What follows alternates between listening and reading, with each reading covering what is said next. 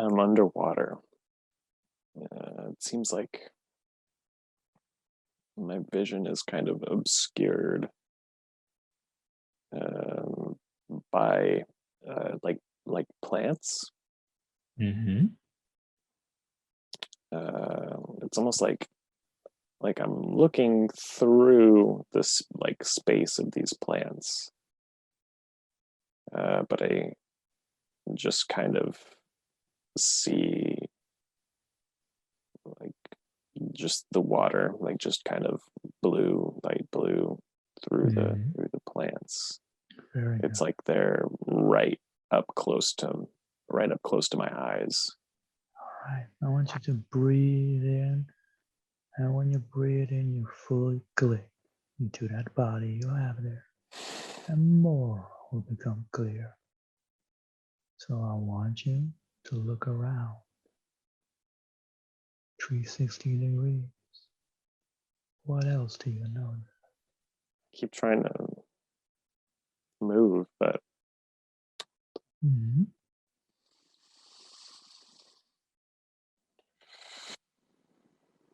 Is something stopping you from moving around? okay. I think I'm okay. It seems like I'm hiding in these plants, like under the Mm-hmm. ocean. And so that's why I couldn't move because I don't want to move. Right. And I'm looking, okay, I was kind of looking through the plants to see something, it seems like. As you're looking through these plants, you'll know what you are looking for and what you are hiding from. Seems like a lot of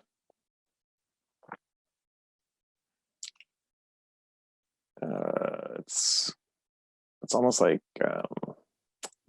these I don't know if there's other beings on them or if they're just alone, but it's like there's like seahorses, like Mm-hmm. big seahorses, and just a bunch of them. It looks like they're just kind of like combing the floor of the ocean, Mm-hmm. just going in a big group, kind of coming towards me, but Mm-hmm. also kind of passing in front of me, not necessarily coming straight towards me. Check in with your emotions. What are you feeling while you're looking at this? A little afraid. Mm-hmm. Like Yes. I don't want them to find me. Mm-hmm. Like I feel like I feel like I'm afraid that they're going to find me. I don't want them to. I'm afraid they are going to. It seems like I can't tell if they're looking for me or if I just got kind of caught in the, like I just was here and they're coming and you know. Yes. Can you see what is mounting the seahorses? Okay, so it looks they're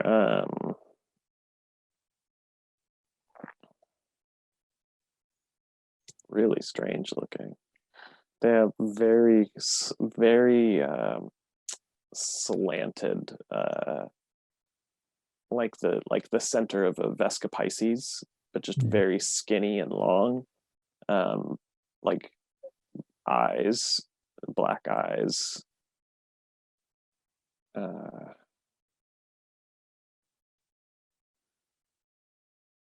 and I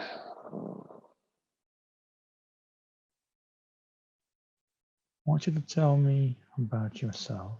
Look at where your legs are or where they should be. Tell me what you see there. okay, so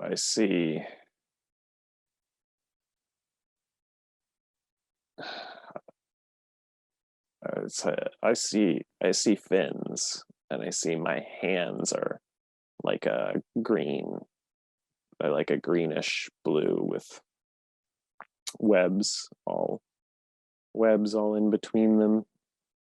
Um, Mm-hmm. and then I don't have legs. Mm-hmm. Yeah, Very good. it seems like I'm a fish creature. Mm-hmm. Tell me how you look like.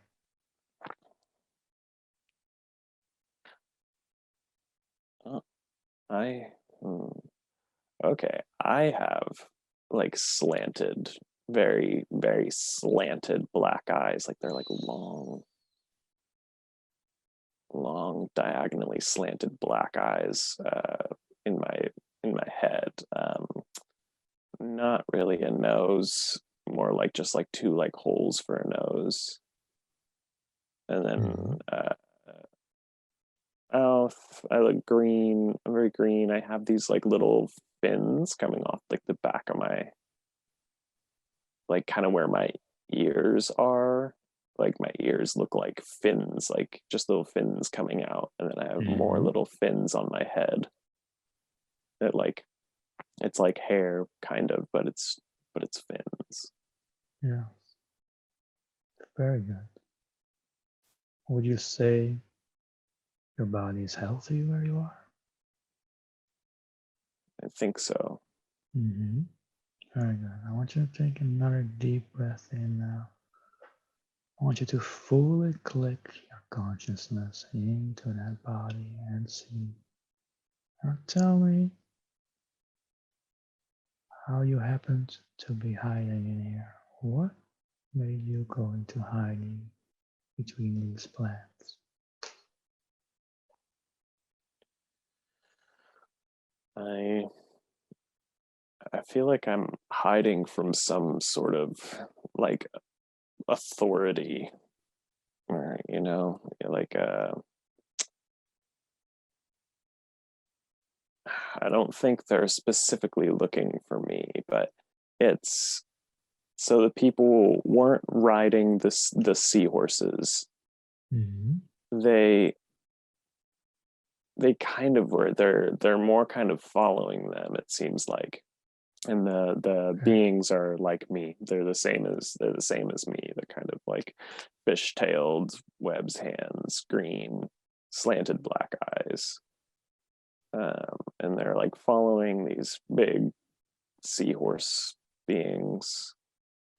They're just they're not they weren't yeah, didn't seem like they were looking specifically for me, but I don't want to be found.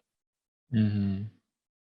And so I'm hiding So just they're out of their vision. so they're looking for people like you, like others like you, I yourself. think I think so, yeah. Mhm. What do you suppose the reason for that is? It I seems like I disagree with something, what they're doing or something like that. Mhm. I disagree with everything that they're doing. Their society Mm. is uh, it's it's a lot. So I disagree with they're hurting the planet. Um, they're violent.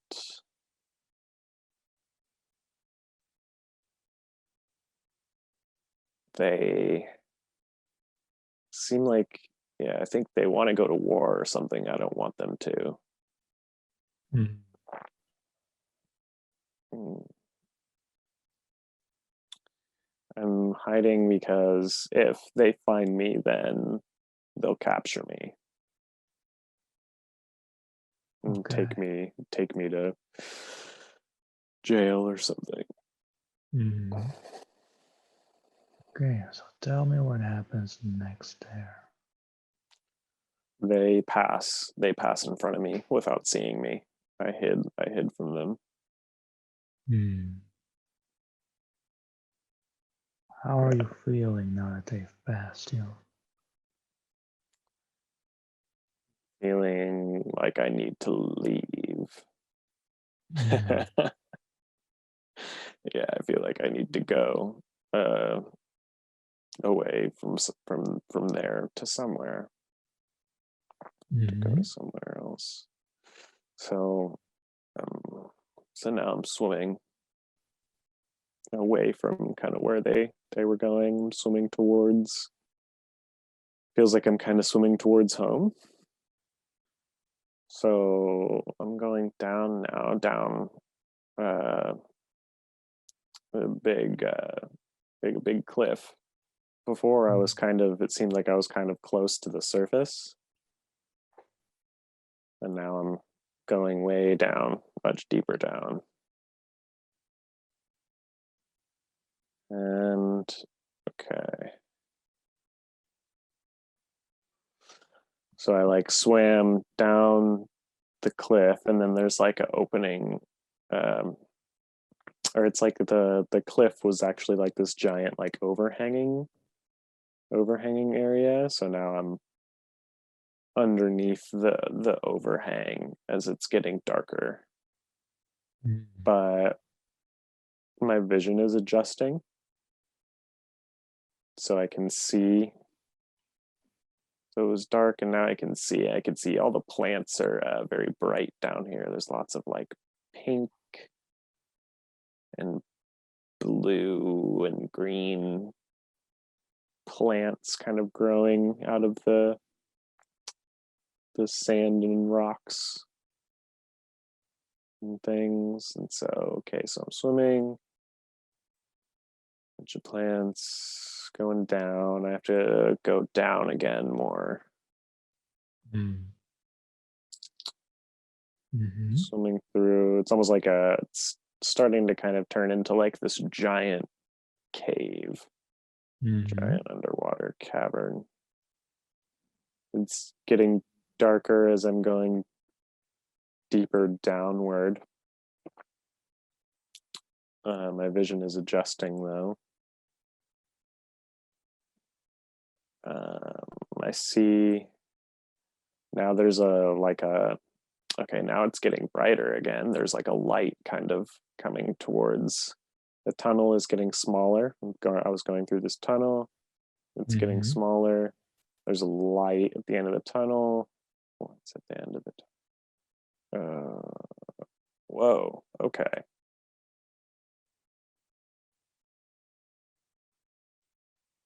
Back. I feel like I just transported somewhere else when I went through the light in the tunnel. Okay, where did you go to? A different part of the water, different part of the ocean now. Oh, all right. And you're home in this different parts of the ocean? Yes. Okay, so I want you to be at your home in 3, 2, and 1. You're there now. Tell me about it. So I'm surrounded by a bunch of plants, a bunch of seaweed, and it's almost like it's like I'm in this dome structure. It doesn't seem like it was like really professionally built though. It seems like maybe I built it, or me and some friends built it or something, but yeah, it's kind of just it's like a protective dome structure with a bunch of plants in it. I think those are food. Those plants are actually food. And then Okay, so this spot is more like a greenhouse. Less like a, so this isn't my house. This is out right outside my house. Okay. So I'm leaving the greenhouse with the plants and going to the home.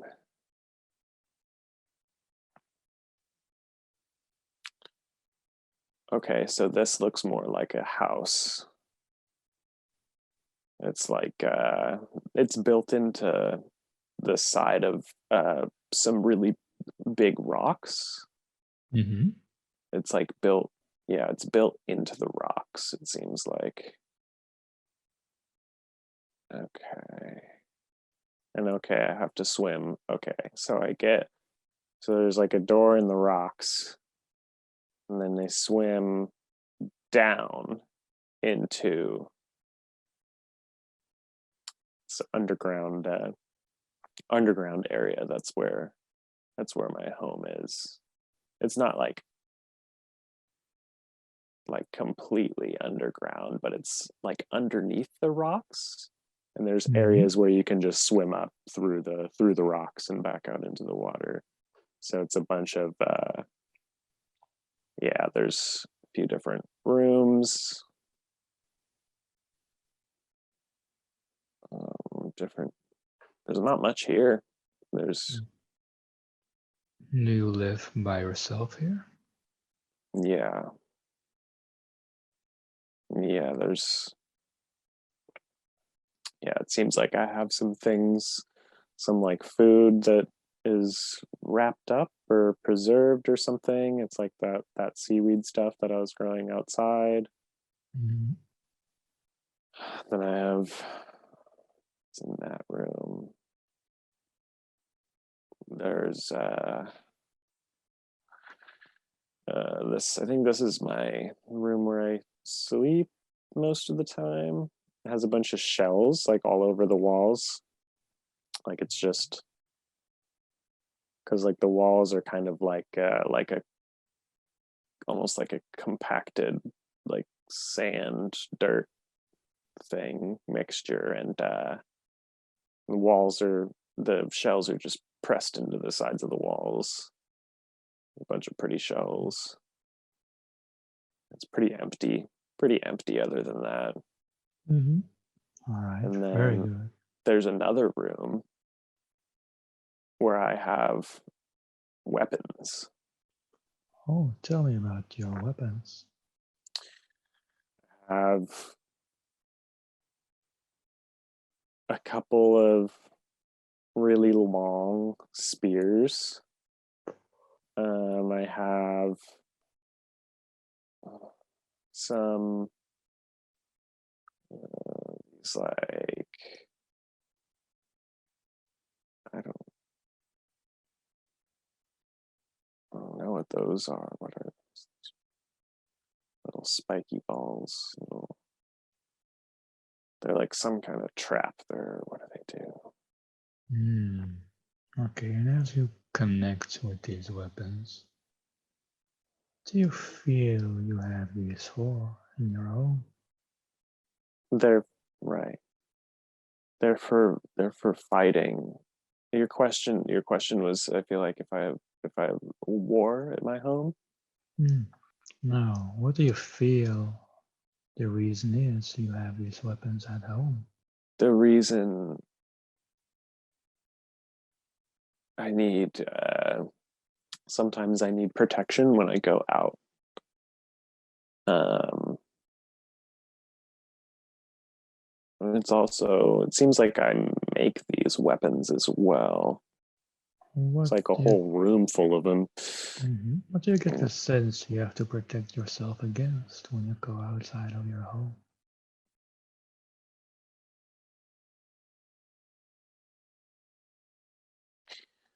So mostly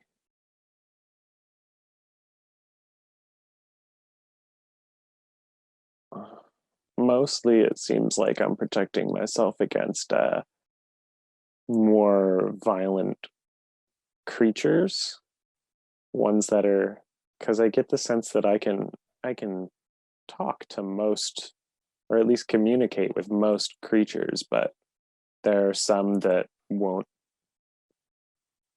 listen to communication. Like they just seem like I get the feeling that they're really angry, just Mm, angry, violent creatures for no good reason, really, that I have to protect myself against. okay, very good. Doing wonderful.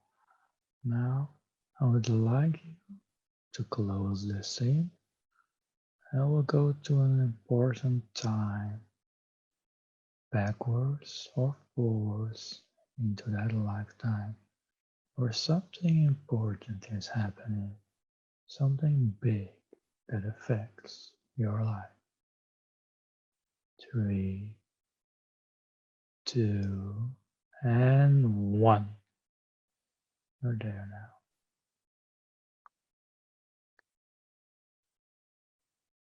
Um, I'm in a so I'm in like a jail cell, but it seems like people are there's a bunch of there's a bunch of cells and stuff, and I'm with the in the cell with somebody else, Mm-hmm. and people are breaking out. It seems like, and yeah, like one of somebody else who was locked up. I think they seem like one of my friends. They have like a big uh thick like spear piece of metal or something that they're breaking my the bars of the cell with. Mm-hmm. Mm, they're trying Yes. to like pry it open. There we go. It's somebody else came with something with like a sharp like kind of like axe like thing and broke the door, and then it opened. Mm-hmm. And so now we're all swimming out. Few of us have weapons, but not all of us. My friend just handed me a spear. Mm-hmm. And so now that was kind of under underground in the caves kind of thing. And so now we're coming towards the surface.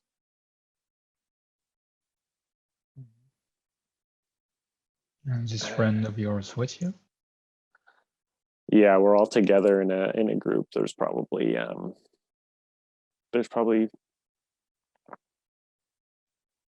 30 of us Mm-hmm. that were being held down there. And it seems like we all know each other. And so we just got out to the surface, and it's really barren. Like there's not much around us at all, but we're waiting because like we know what's because we know that people are coming. Yes. How uh, are you feeling at this time?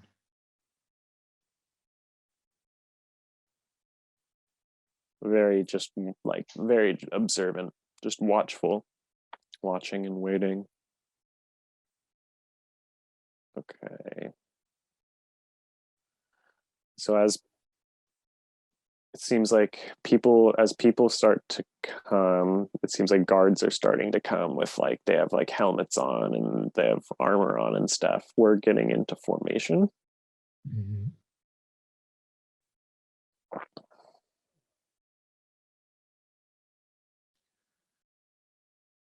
But we're not our first like I guess defense isn't to use the weapons. We're calling we're calling a giant creature Okay, to tell me. together. Yes, tell me about this creature you're summoning.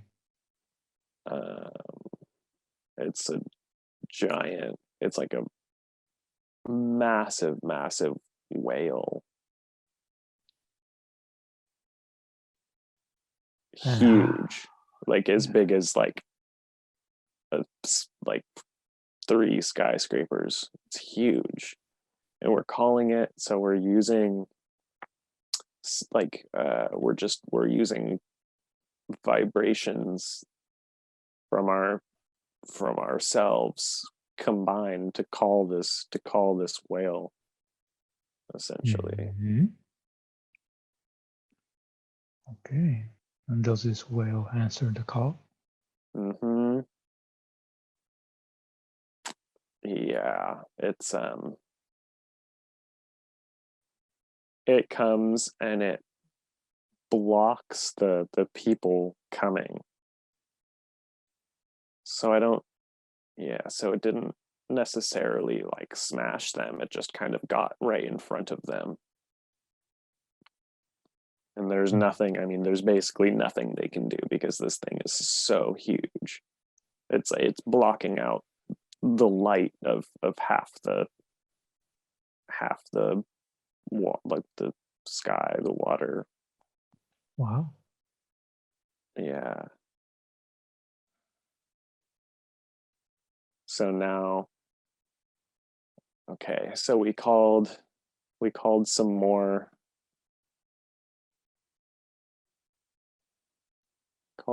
creatures too. So that's there. Okay. Tell We me about called the others. they're really we're friends with them. They're very useful to us because they're very fast. They're like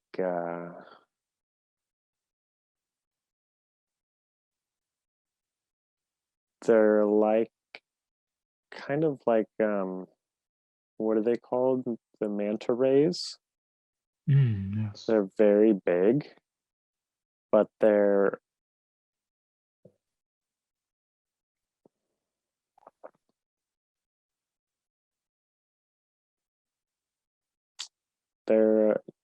shaped a little bit differently. Yeah, they're like pointier, and they have these like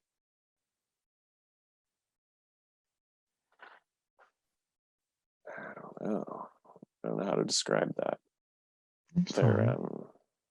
yeah, but they're very fast. They're very fast creatures, and we can essentially we can just hang on to their tails. Okay. Tell me And what so happens. Yes. yeah, so we're hanging on to all their tails and going away from where the giant whale landed.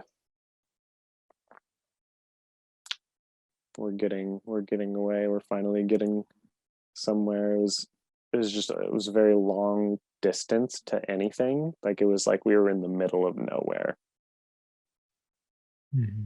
just being kept in that cave prison thing. Yes. Where are you all speeding off to?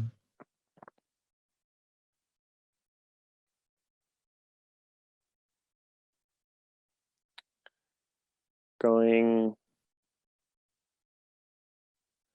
to meet more people that are like us, that's in a city.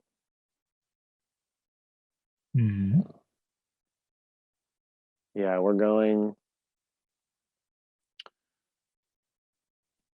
to kind of like a safe house that's in a city. I can picture it. I can see it. Okay. We're so all of us just broke out. We're in this meeting place. We're having a conversation, a big meeting hall, essentially saying what we need to do next. And so the city that we're in, it seems like, is it's a peaceful city. It's not run by the people that we're fighting. It's a it's like a collective. It's a big collective, and so we're at this sort of meeting hall, that's in the center of the very close to the center of the collective. And Okay. What can you tell me about this collective? we're we're a collective for peace and for harmony with the waters Mm-hmm. and the creatures of the waters. And we're talking about what we need to do next. And so I'm saying, I'm speaking, Mm-hmm. and I'm saying we can't let them come here, because us and them, we had an agreement that they would leave us be here in these waters, in this place that we have, the collective area, this sort of city and the areas surrounding. um we can't let them get close. They're at a point where they're going to break their promise with us that they're not going to come. But I'm saying that if they do come, we can't let them get close to the city, because there's so many of us living here, that we can't risk a fight close to our city. So I'm saying that we have to bring the fight to them, essentially. But I'm not. So now I'm suggesting that instead of fighting them head on, that we lure them somewhere. Mm. And this is a little so so we lure them somewhere and not trap them, but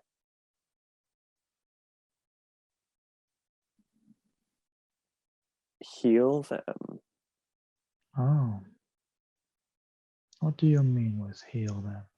Ooh. So I know of a very powerful place that's very deep within the ocean, um, that has special properties, and I want to lure them there and essentially transmute them. It's almost the area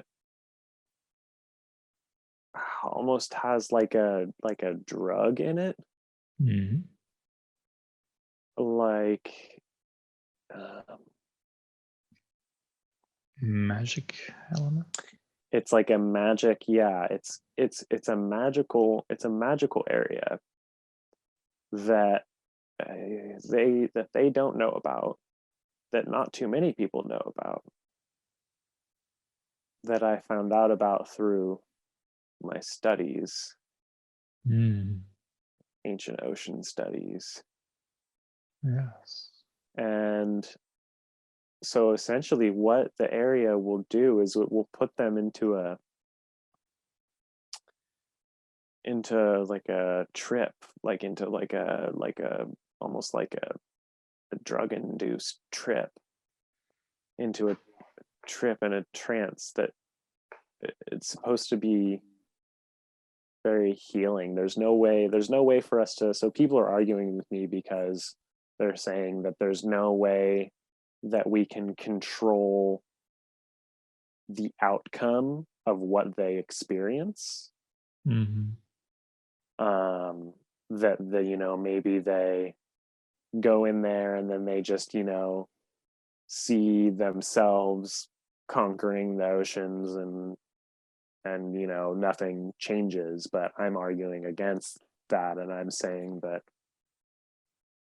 no, if we take them there and they go through this, they will come out with a greater understanding of what it means to be living here and living in harmony with what's around them.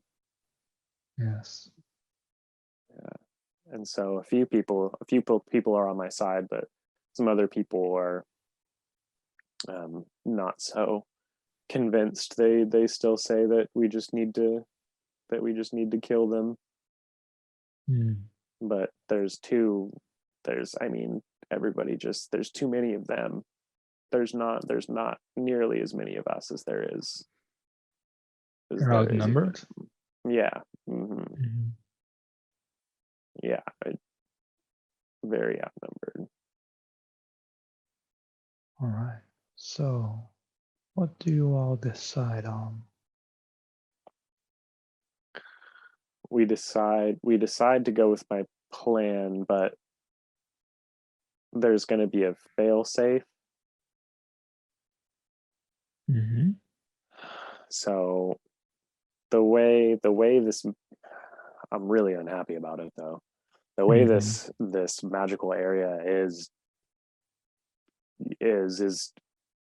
it's almost like a giant, almost like the area where the portal was, where it's like this giant like cave, the overhang, and very like bright multicolored plants everywhere. But there's something very special about it. And so what they're saying is, if it doesn't work, if we can't essentially talk to them and say, and they, if we're not convinced that they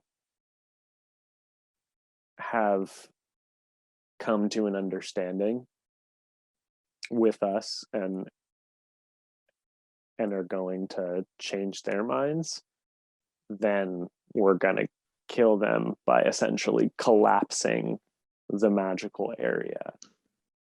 Oh wow. So I'm mad about that, because Mm. I think it's going to work. I really think it's going to work, and we're not going to have to do that. But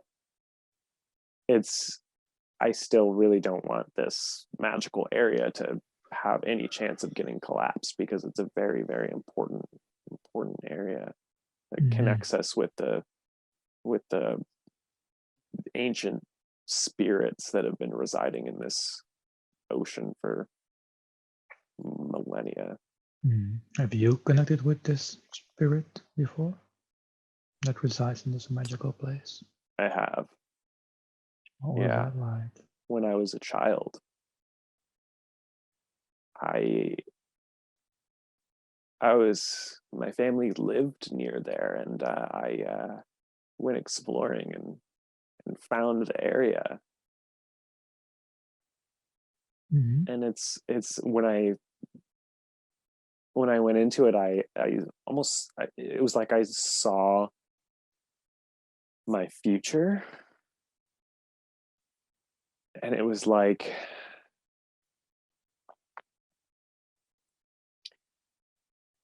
I was told all of these things about the ocean and about the creatures and the plants, and it was like I was given all of this knowledge as a child Mm-hmm. that I've used since then to create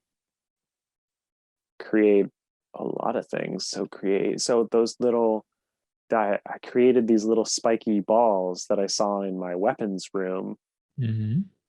that essentially are like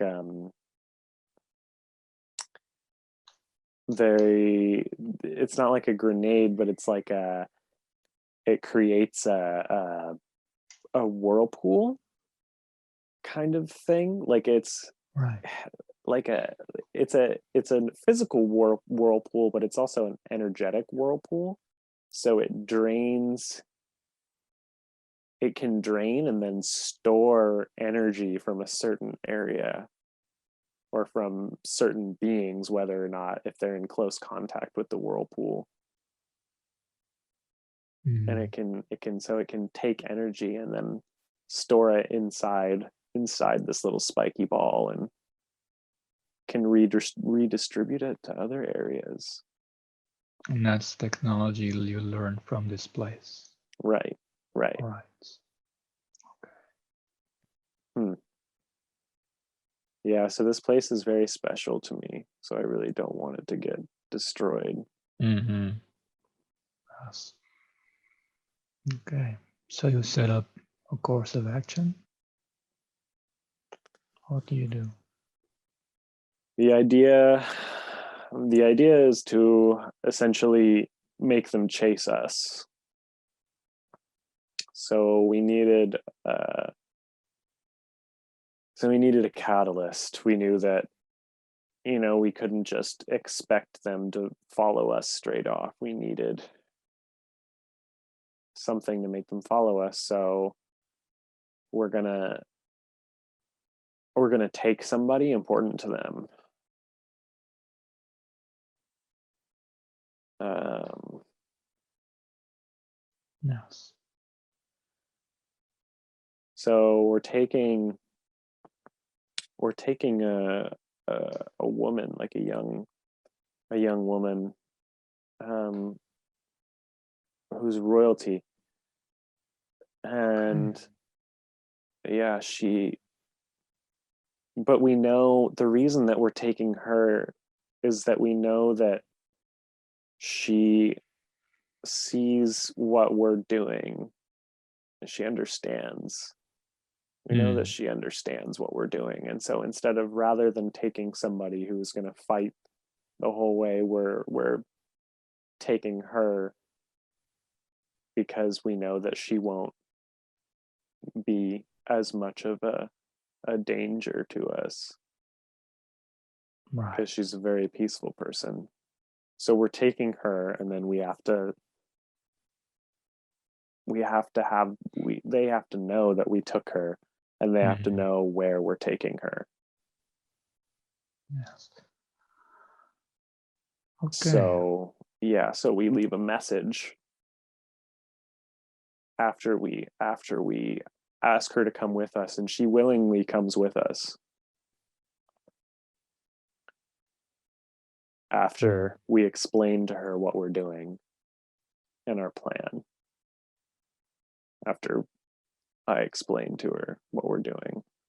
And so she Okay. willingly comes with us. We leave the message so that they know exactly where we're taking her to this magical area.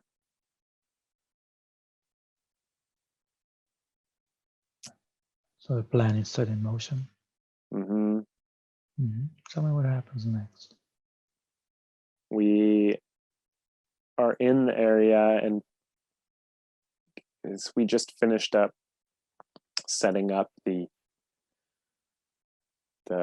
explosives, I guess, as the failsafe. And she's Mm. getting mad. She's Mm. getting mad. And I'm trying to tell her that I understand that I'm not happy about it either, but that's the only consensus that we could come to. This was the only way that we could do this plan. Yes. And she's kind of angry with me because I didn't tell her about this part of the plan. All Yeah. right. And we know that they're on their way, that they're coming here. How are you feeling?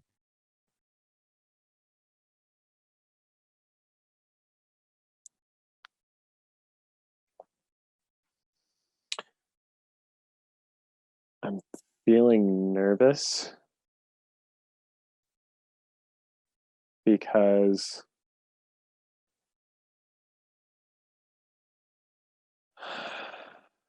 So I have to, so talking to this woman, she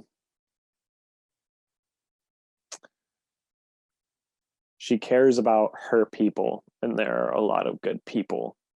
But it's the authority, the uh, essentially the government that's doing all these things. But she says that, you know, her people deserve truth, deserve to, you know, have good leaders and things. And her people look up to a lot of the leaders that are coming to get her today. There's a lot of not only military leaders but also political leaders, because there's not, in our culture, there's not much of a distinction between, say, sort of political leaders and warriors. So a lot of them are just kind of one and the same. So, you know, previous warriors are now um, they're public figures. And so she's saying a lot of the people that are going to be coming to quote unquote rescue her are very important to our people, and they're people that are good and not just fighting for the interests of the government, that are fighting for the interests of the people within her own. And so we agree that I have to be in the trance with them, that I have to be in the magical realm area with them in order to help guide the success of the mission. And so now I'm very nervous, having to guide this experience for hundreds of beings, hundreds of those people. But I'm getting into position, and I'm hiding so that they don't notice me down there. And we have a tunnel that a few of us are going to swim through.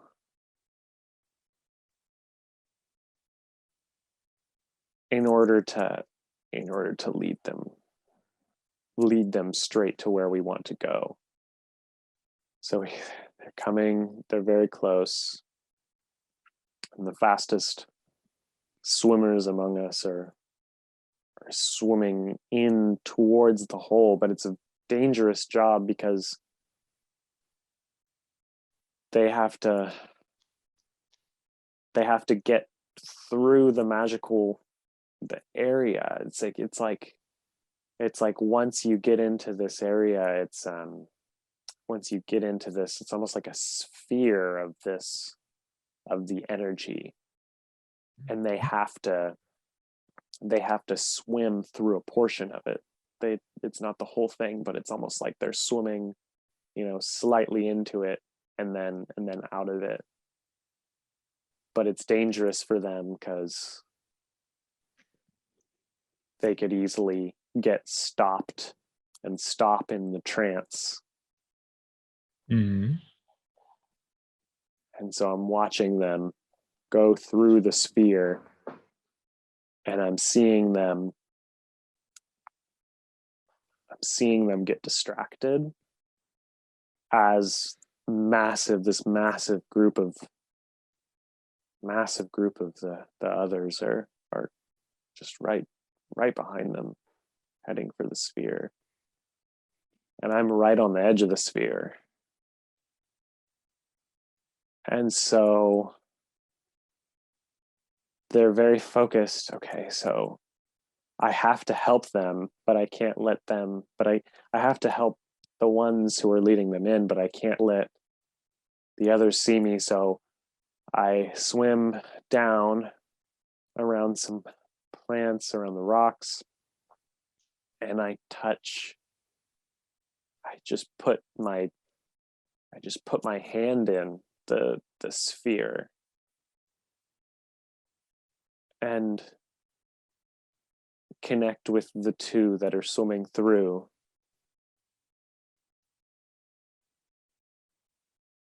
And bring them out of it. I bring them out of it so that they can continue, and they continue. They get out of the sphere and they go through the tunnel and they close the tunnel behind them. And at this point, people are filtering into the sphere. People are going into this area and they're trying to follow them, but yeah, they're getting stuck now too. So the plan is working.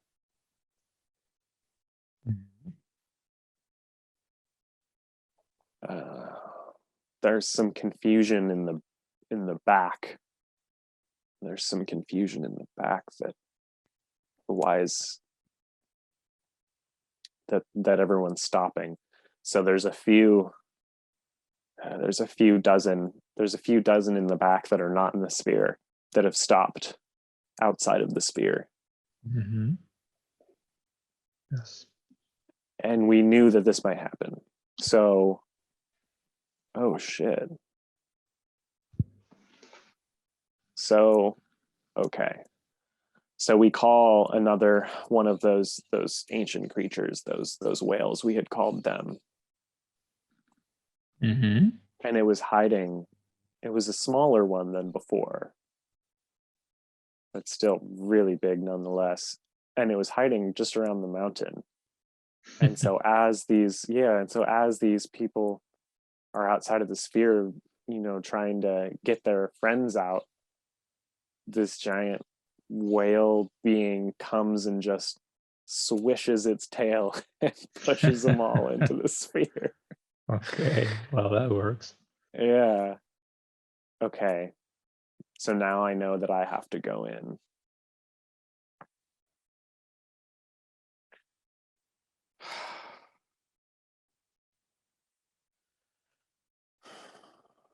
All right.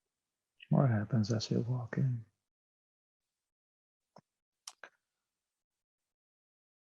So as I go into the sphere, there's a lot of just so much going on.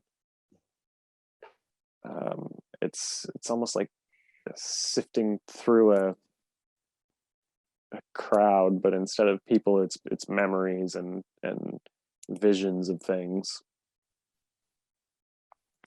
And so I'm trying to get them all to collectively focus on one thing. I'm trying to get them to focus on getting them to focus on it's like a crystal. Getting them to focus on this glowing crystal that it's huge, massive crystal that's deep within the ocean. Mm-hmm. And so I'm focusing on the image of this crystal for them. It's almost like I'm having to do it one by one. And I chose that because it's one of the most entrancing things that I had ever seen. And so going one by one, slowly showing each one of them the crystal, allowing them to focus on it, trying to bring them peace and calmness through this altered state of consciousness they're experiencing.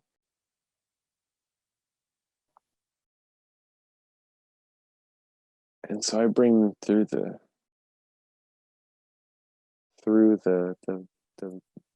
violence, the anger, and into the space of all just surrounding this crystal, calming myself down as well. Yes. And so I've gotten everybody calm and watching this crystal. So now preparing. It's easy to show them the crystal because it's a memory that I have, but now I'm preparing to show them something that I've created in my head. So it's more difficult because it's not a memory. It's a creation of my own imagination, I guess. I'm showing them the connection of the waters through the planet. And what I envision that to look like as a whole. It's almost like a map that's never been made. Yes. And so now I choose our collective area. And I'm showing them the destruction that they've caused.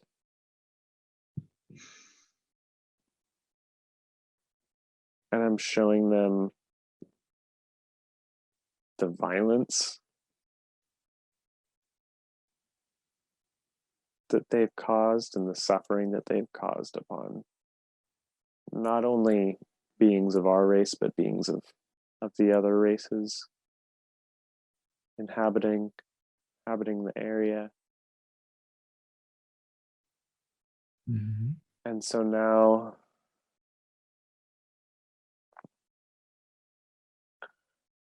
we're going back out to the map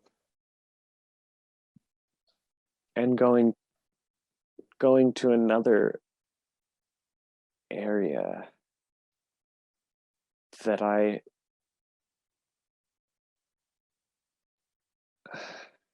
no. So it's the same area. So now we're going to the same area, but everybody there's enough of everything. There's enough food, there's plenty of raw material for building. I'm showing them what they want to see in a way. And I'm showing them that it can be done through other methods, through peace. It's getting hard for me to keep this connection. I keep kind of getting drawn out of the connection with all of them because it's just taking so much to get them all to focus. And it's not just me doing it, it's the area, but it's collecting into this sort of tapping into this sort of collective consciousness is difficult. Yes. What happens next? I stop trying to invoke images and I start trying to invoke feelings because it's easier. So I invoke feelings of safety, comfort, connection with family, connection, friends. And I'm hoping that it's enough. I try and invoke those powerful feelings into them. Yes. But the magical area is starting to draw them out. We've been in here for a while now, longer than it seemed. So the area is starting to be finished. And I'm hoping that it was enough. I'm hoping that it was enough to show them to change their mind. Let's see if it was enough or not. Go to that moment where you realize what your work has done. 3, 2, and 1. There. So we can't cry, but they came out, experienced extreme grief, and extreme sadness. Yes. And we were watching them that whole time. As they came out of it, they experienced this visceral, I mean, just deep, deep grief. And it was grief over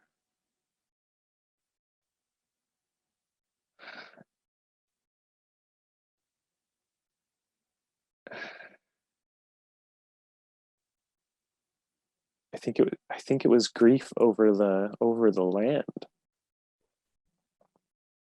Mm-hmm. It was like that they felt what it was like to be a part of the land, the ocean, the world. And so they're feeling this grief over the destruction of so much of it. Yes. And they went through that, and now talking to one of their leaders, is noble very noble looking, very strong looking, and we had just had a conversation, um and I have never seen him speak like this before, because I've seen him speak many times, but he he expressed his gratitude that we didn't kill all of them. Mm-hmm. um and he had asked me to explain what this place was. So I explained to him that it was the connection with ancient spirits of the oceans.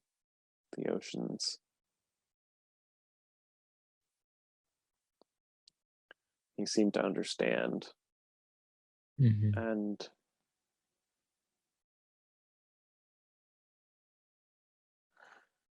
he's saying it was like,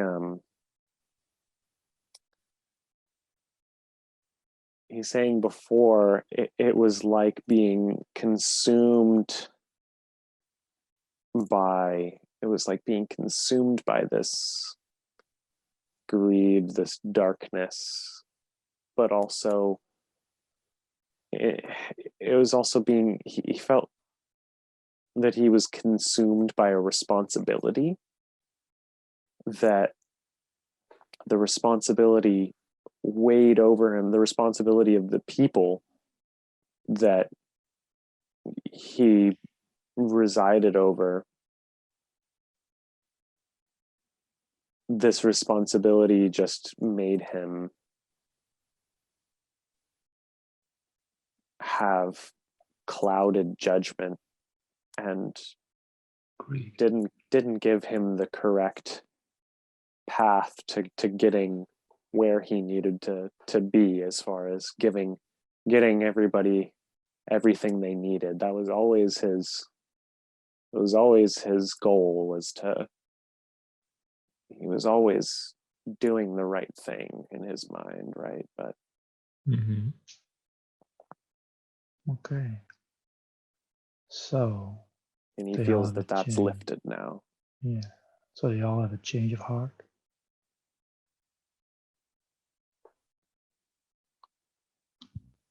There's he had it seems like we're having to care for a lot of them that seem to be still out of sorts. They seem to be Mm-hmm. having some sort of kind of psychosis from the experience. Many of them are still having episodes, so we're having to care for them. But yes, yeah, in general, it seemed our plan worked. Okay. So let's see what happens after today. What is the result of this day to do? Let's go to a place in time in that lifetime where the fruits of your efforts are clear. 3, 2, and 1. Your day.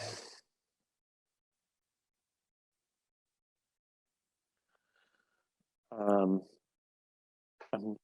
I'm older now. Seems like it's a ways down the road, Mm-hmm. and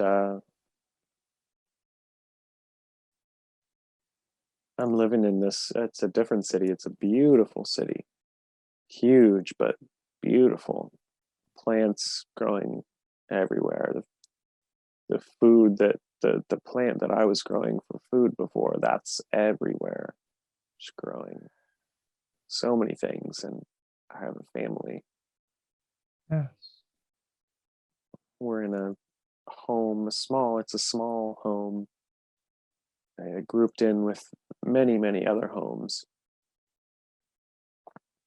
What's different about the place where you live now than before?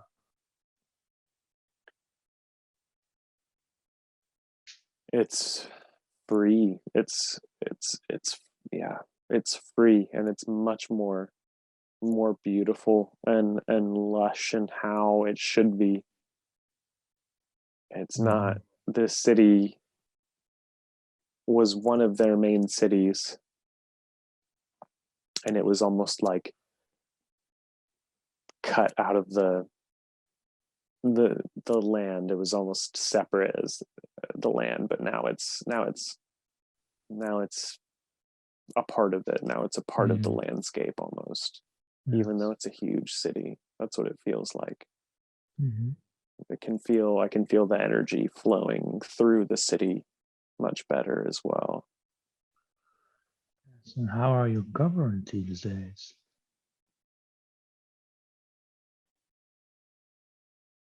It's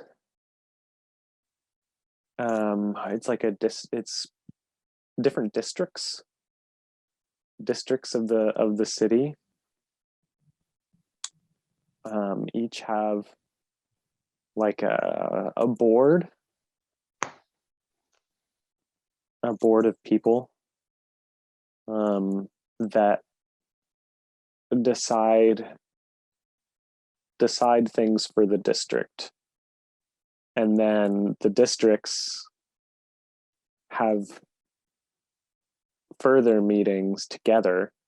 The board, each district board has a spot of two chairs that represents them, essentially their district. So two of them represent their district in a larger meeting Yes.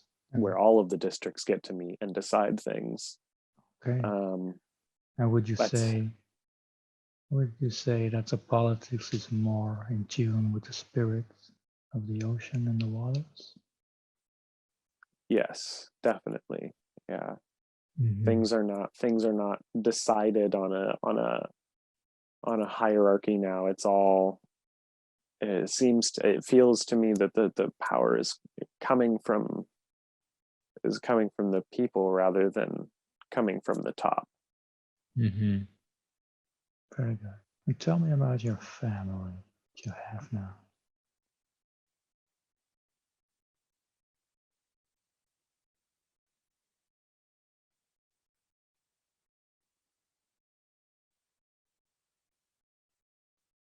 It's it's the it's the princess. Mm-hmm. She's my partner, and we have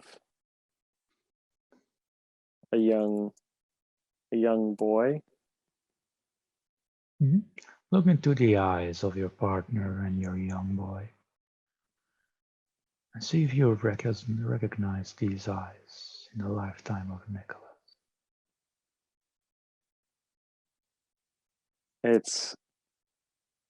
It's Katie. Katie is Mhm. the princess. Wonderful. Boy,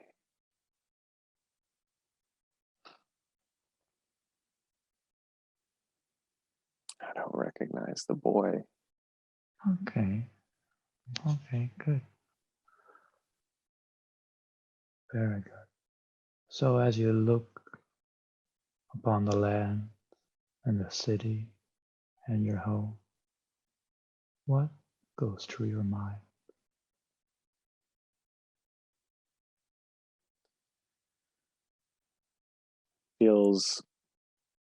Feels good to be done, but have this greater sense of almost like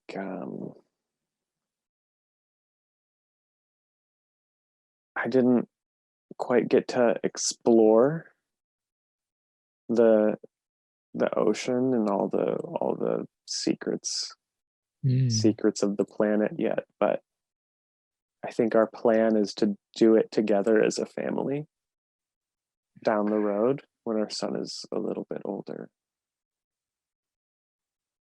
So that's a big plan kind of in the back of my mind, but right now I'm just happy to be where I'm at. mhm. Just very happy that it all worked out. It seemed like so many years of suffering, and now being on the other side, it's almost like a dream.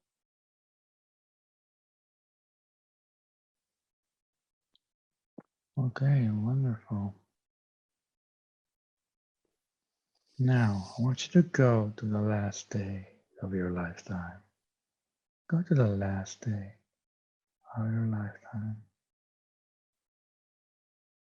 Where are you?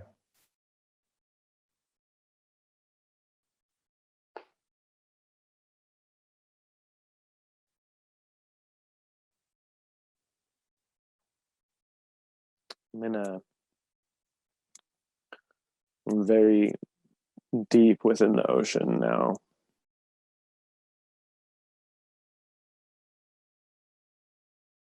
In another area that's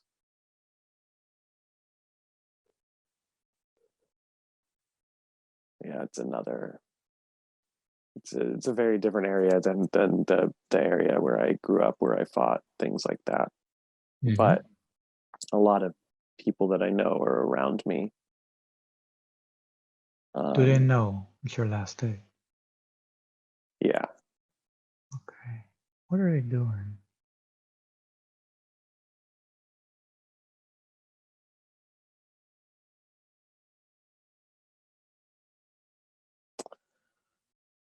it seems like we're all. It seems like they're sharing memories with me Mm, straight into my mind. It's like yeah, they're just sharing memories of me and of the area where I grew up, sharing memories of how good it had been after our plan succeeded, and how and they're sharing memories of exploration, and I'm sharing with them memories of exploration, and I'm sharing with them the experience I had as a child. It's a deep connection. sounds wonderful. Yeah. Okay. Now, I want you now to take the last breath of that life. Take the last breath What happens when you release that body?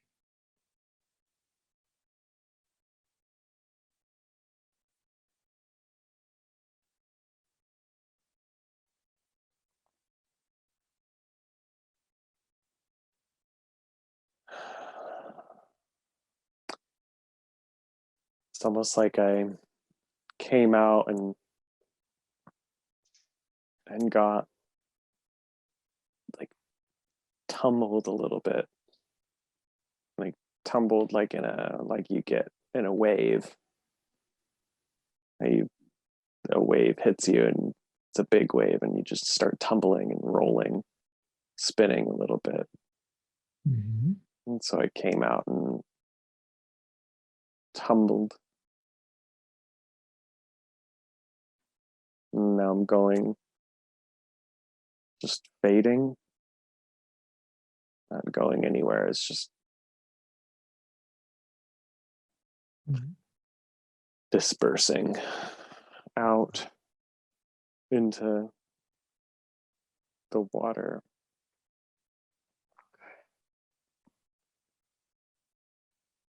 Very good. What happens when you disperse into the water? It's very calming. Just one with the water.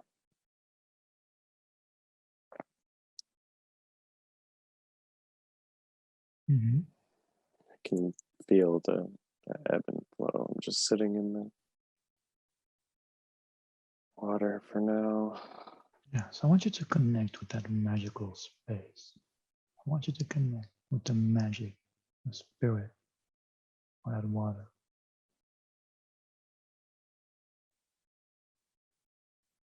I want you to connect with that spirit, that energy. What happens as you do that?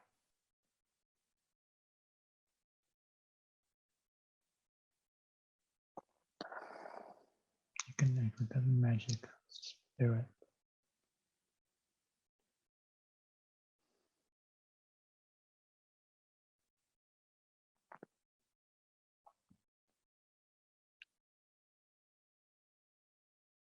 Feels just kind of all encompassing, very like I'm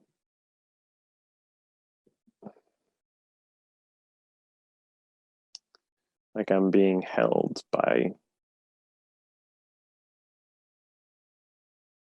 held by the water kind of, but it's not the water anymore. It's like it's the feeling.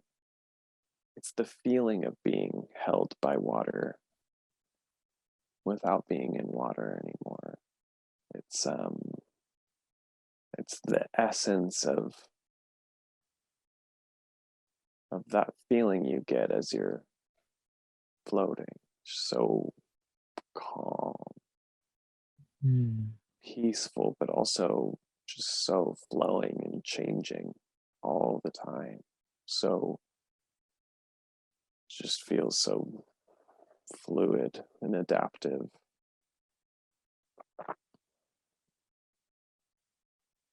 Very good. Like it could be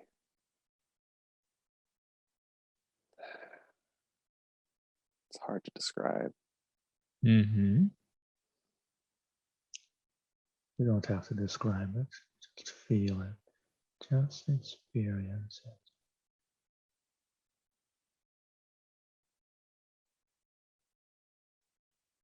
Just go all in into that feeling.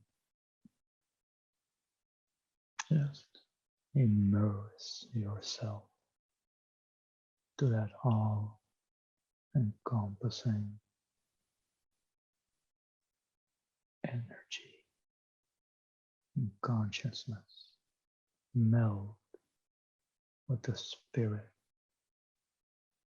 of that magical place and the spirit of the ocean. So calming. Being in the water, spirit. Yes.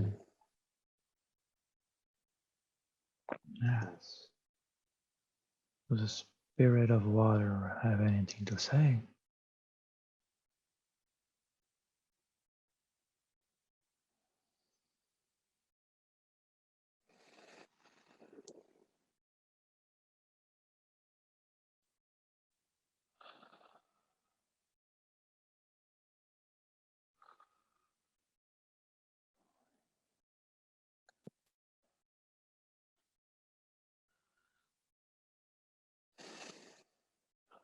Getting water is much more powerful, pure, and rare than most people realize here on Earth. Mm-hmm. And it can show us so much more than we could ever imagine. Water. It's not just a source of physical life, but it's a deep, deep well of spiritual energy, water, in every little molecule of it. Mm-hmm. How could you best step into that spirit of water as a human? Gratitude will draw the water's energy into you. Mm-hmm. Yes.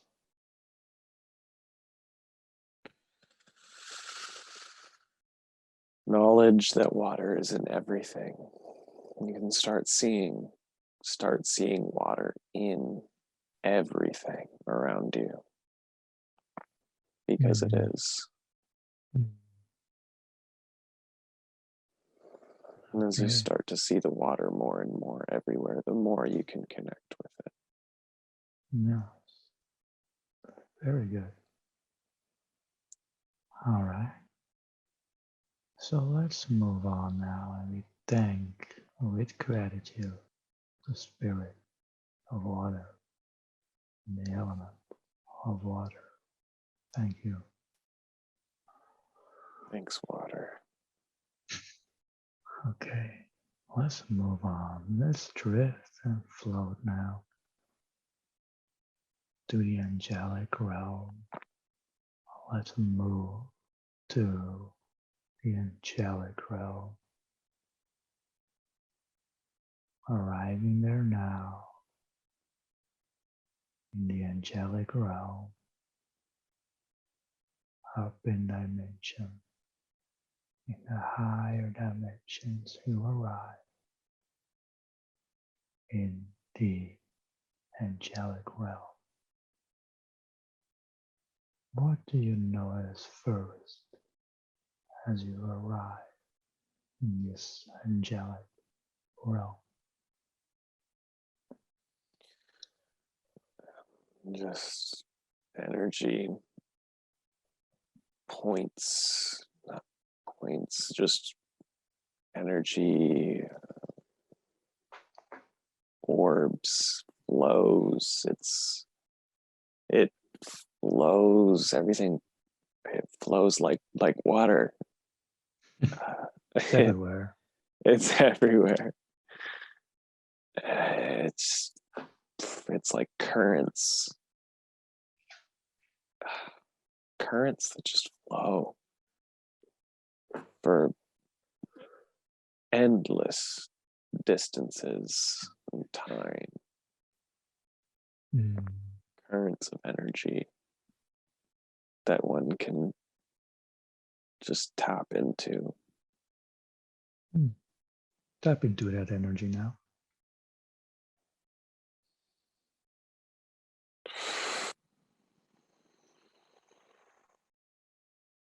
Let that current run through and energize. your whole being.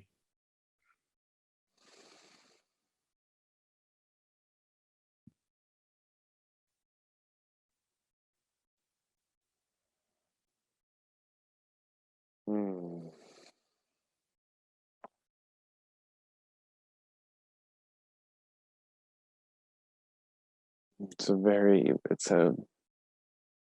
It's such a confident energy. It's Mm-hmm. confidence in the sense that if you ever have faith in something, 100% faith in something, that maybe something's going to happen, or imagine having that feeling about Mm-hmm. everything that could ever, will ever happen. It's just 100% faith in everything. There's no question. There's no questions. It's amazing. Mm-hmm. All right. So let's move in this angelic realm to a place where you are expected today, where beings are waiting for your arrival. Who is there waiting for you?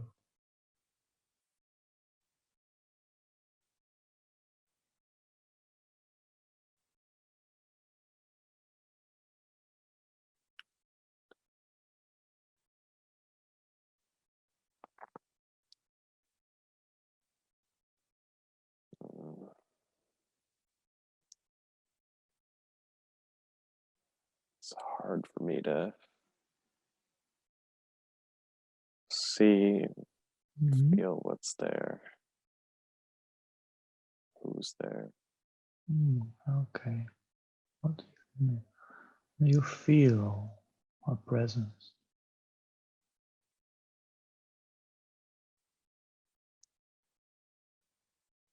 Or do you feel something else?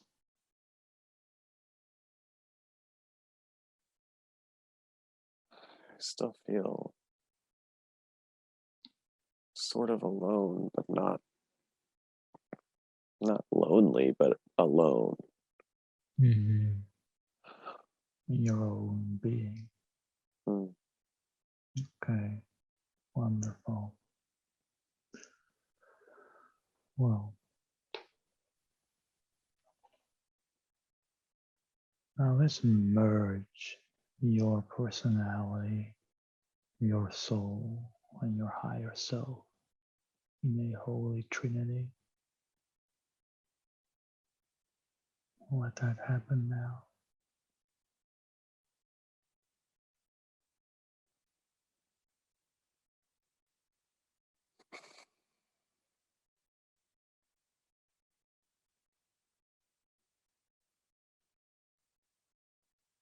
How is that for you? It's good. Mm. It's very good. Mm-hmm. All right, so let's go for the higher self.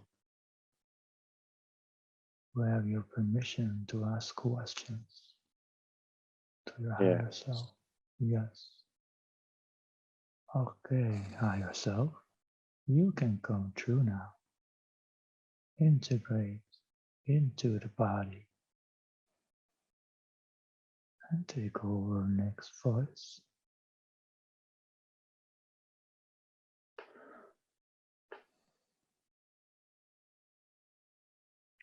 And tell me when you're ready to talk.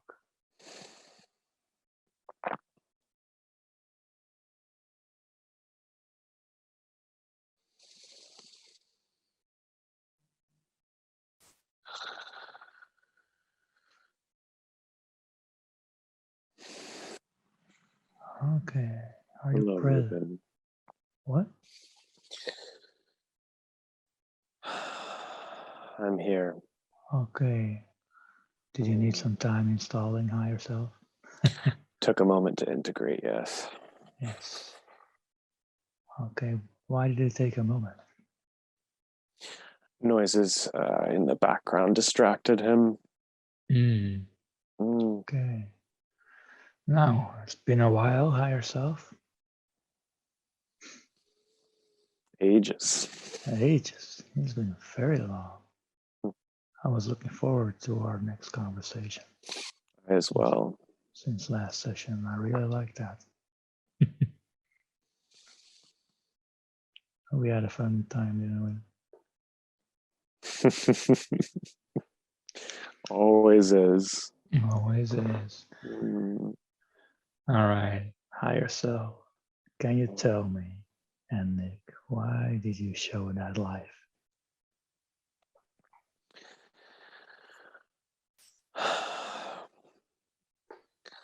Moving from the end to the beginning,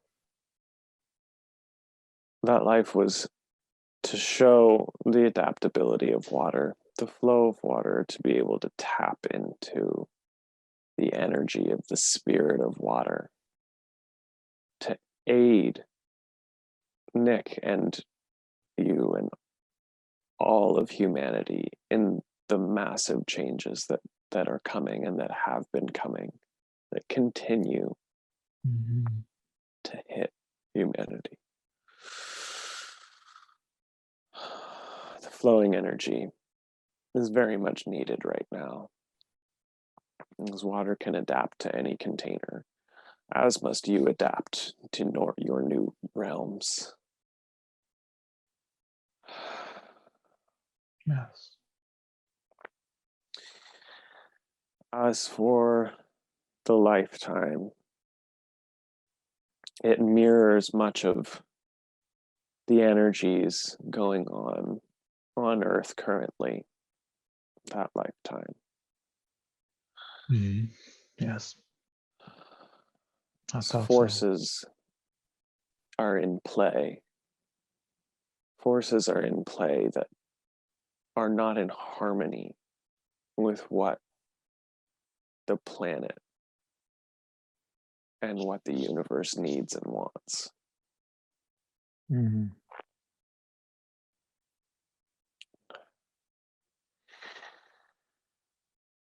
It was to show Nick that his feeling of integration,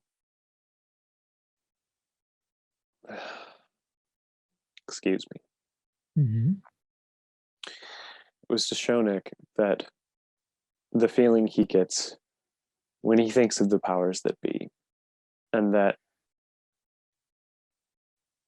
the powers that be do not need to be destroyed. This is the feeling that he gets, and he is correct. They need to be transmuted. Yes. As with any fragmentation of self, of soul, that happens, it does not need to be cast away, cast out, destroyed. It needs to be transmuted to become whole once again, because it is not necessarily bad. It has just separated. And it needs that remembering, that putting back into the whole.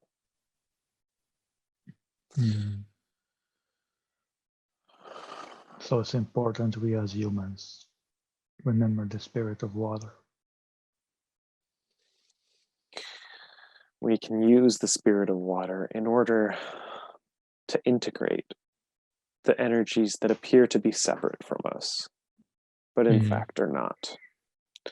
The energies that seem to be destructive, violent. These energies appear to be different, but they are not. They are still one, as there is one energy. Thank you. All right. Wonderful. Now, is there anything else you would like to say about what we have just walked through in the session? The session, once again, mirrors the situations that you as humanity are going through. The methods used in this lifetime can be applied, not specifically, not exactly, but the methods used can be applied to your current situation. Okay. It's pretty symbolic and metaphoric and cryptic, but as a human, I mean, as me right now, I understand what you're trying to say, though. Would you like more specific explanation? Yeah, that would be great for people who are listening, who might be listening in the future, and myself. As humanity gets more and more divided on the ideas of what steps need to come next, we feel more and more separate from each other. And that separation, that feeling of separation, it can be all too easy to see others that are different or that may seem powerful or have influence, much more influence than yourself over earthly matters, earthly affairs, earthly outcomes. Mm-hmm. Yes. It's easy to see those beings as separate as the enemy, Mm-hmm. as they play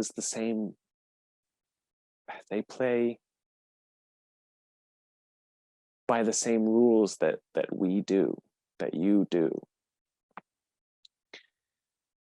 They have agendas not congruent with the energy of one, and that's okay.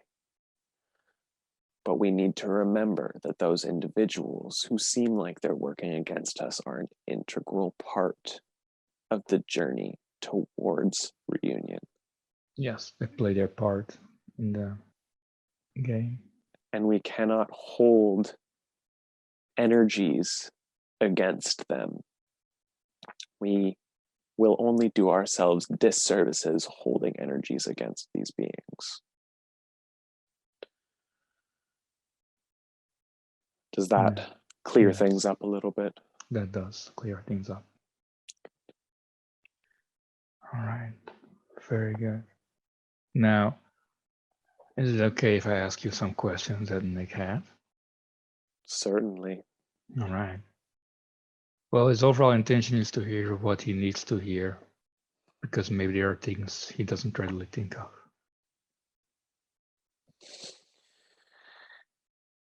Yes and no. He thinks of these things readily all the time. He knows deep down that he does.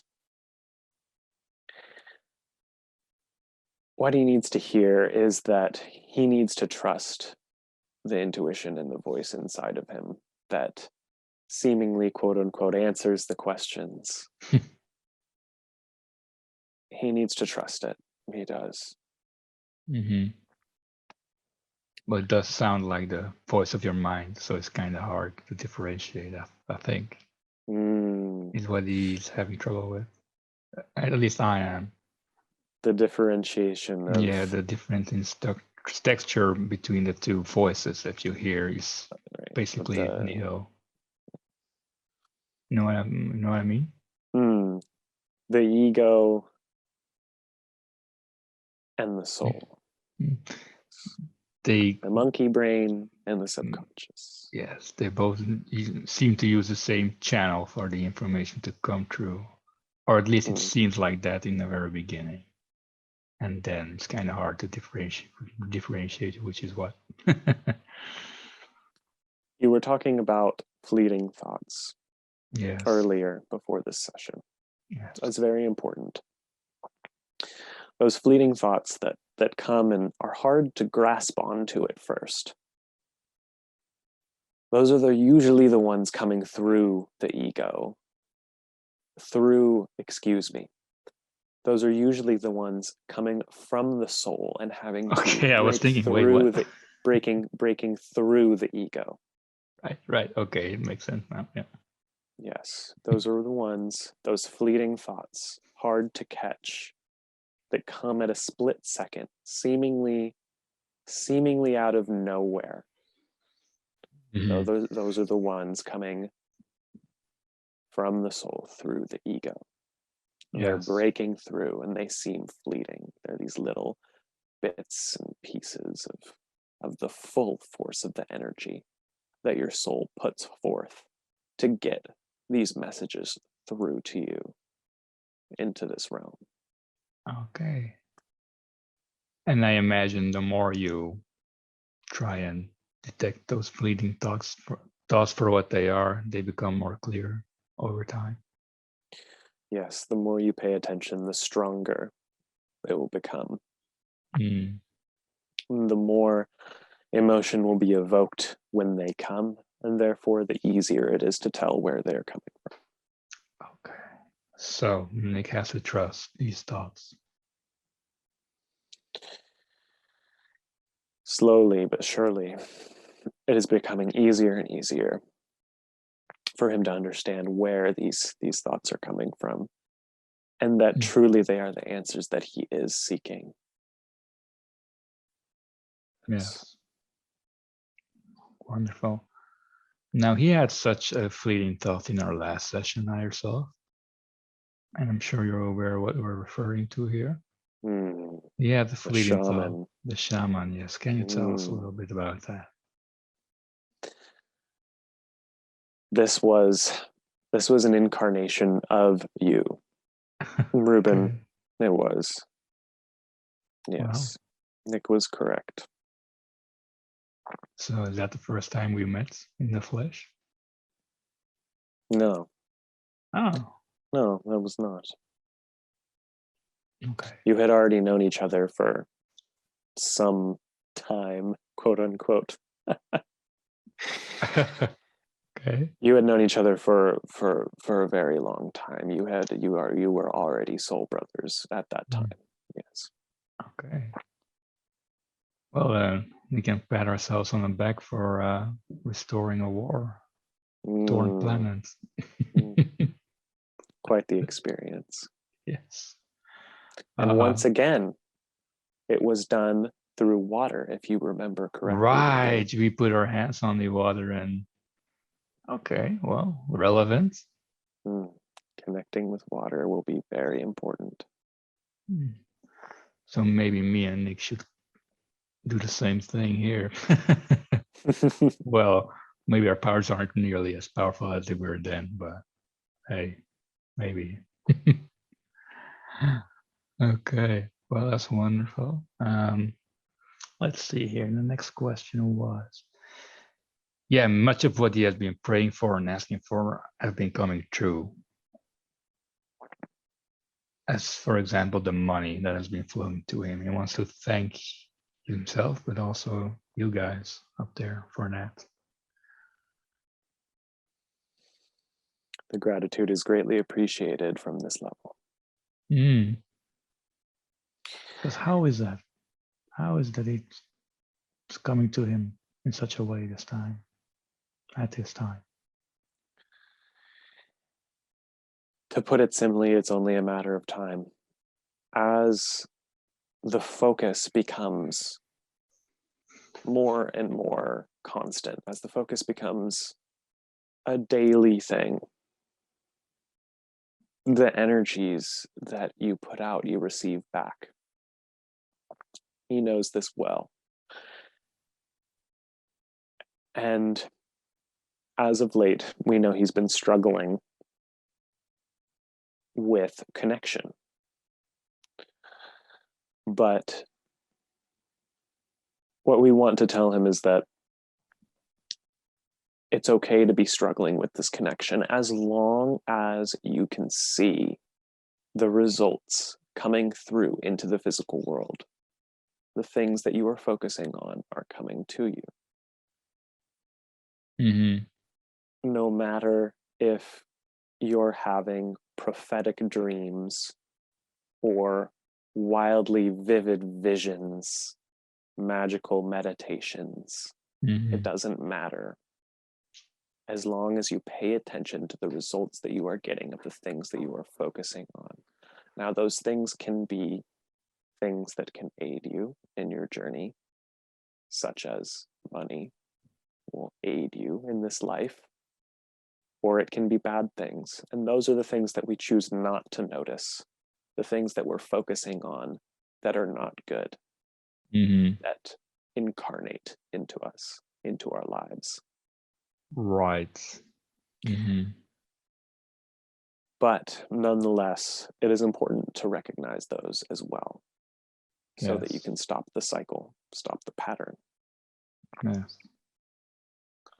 So along the same lines as the fleeting moments and thinking of those the patterns that show up, the money, the love, what everybody asks for. Those fleeting thoughts will come through and they will tell you what you are asking for. Not only what the answer that you are searching for is, but they will also tell you what you have been asking for. Yes, positive or negative. Yes. Okay, understood.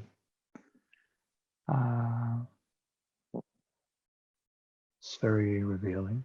Thank you. Now, you're welcome.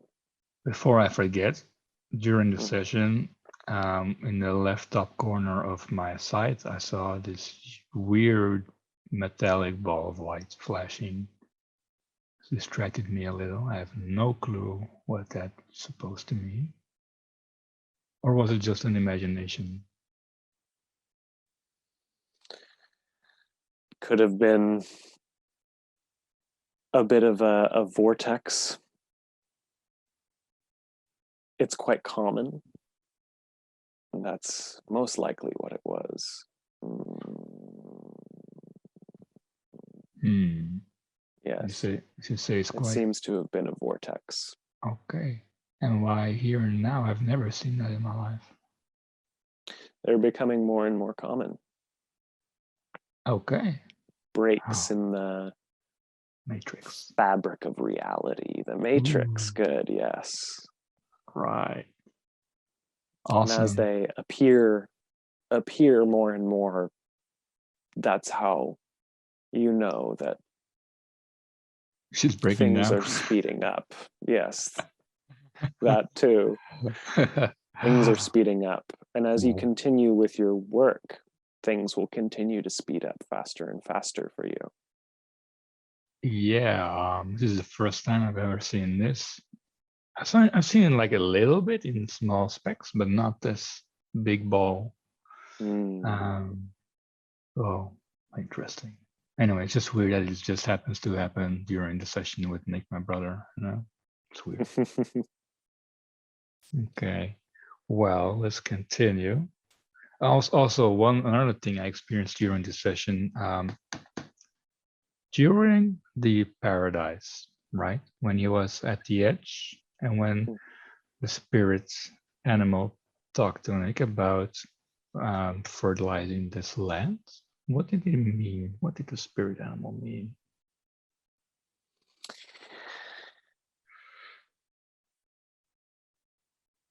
You're familiar with the saying, as above, so below. Definitely. As within, so without. Without, yes. Correct. So we were in the heart center at that time. Yes. Yes. Just as mentioned in previous session, it is the responsibility of this incarnation in this lifetime to sow life into the world and to be responsible for land and bringing vitality to land and animals and people surrounding alike, just as it is the responsibility of Nick to do so in the physical realm, it is also his responsibility, and he needs to remember this. It is also just as much of a responsibility to bring vitality into his heart and to nurture the land of his heart cave. Mm. How can he best do that?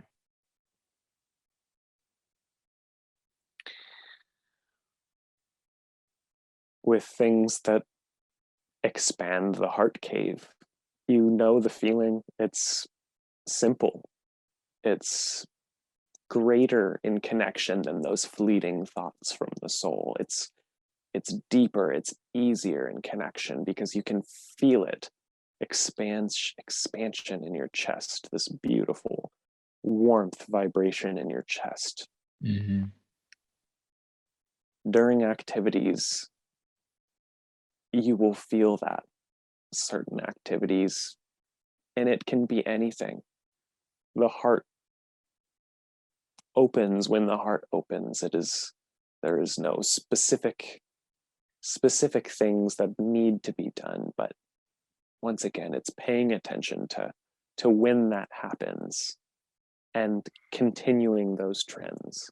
If you feel your heart is opening, Ruben, doing a session, do more sessions. If Nick feels his heart is opening during making love, make more love. It's as simple as that. And paying attention to those signs. And once again, as things speed up, those signs will become more and more apparent. Yes. Is this thing opened your heart? Do it more. It's easy. Right. Well, and another thing about that moment, about the pasture and the spirit animal in the heart space, I became very, when that was happening, I became very, how did I say it, not lightheaded, but that was a wrong expression. More, I don't know if you can tune into that. Could you explain what was happening there? It's weird. A bit disoriented. Yes. Sounds like. Something like that. So as Nick was in this area of his heart cave, it was very, how do I say this? Are you familiar with the story of the Tower of Babylon? Somewhat, yes. So humanity comes together and tries to build a tower, yes. build a tower up to the heavens Mm-hmm. to be able to meet with the gods. Yes. This is the area that we were in the heart cave. We were in an area that metaphorically has high altitude. It's very close to high spirit, if that makes sense. And that can be disorienting to the one experiencing it. Nick was experiencing lightheadedness and disorientation before you had said that you had experienced the same. Okay. And that's a very common thing with this area of the heart cave. All right. So it was transmitted through space-time to my consciousness for some reason. That's weird. Words have power. Hearing the description of the area was all that it really took in order to evoke that energy. Wow. So is this paradise and this new technique that I developed green-lighted by you, higher self? A beautiful technique. Absolutely beautiful technique. Bravo. Thank you. I was so stoked to test it out on Nicholas. I knew he would like it. It worked very well. Mm. That, along with your combined intentions, Yes. worked very well. Yes. Great. Wonderful. Now, the next question that Nick had was, why is he getting a sense of he needs more money? More and more money. Why is a focus on that?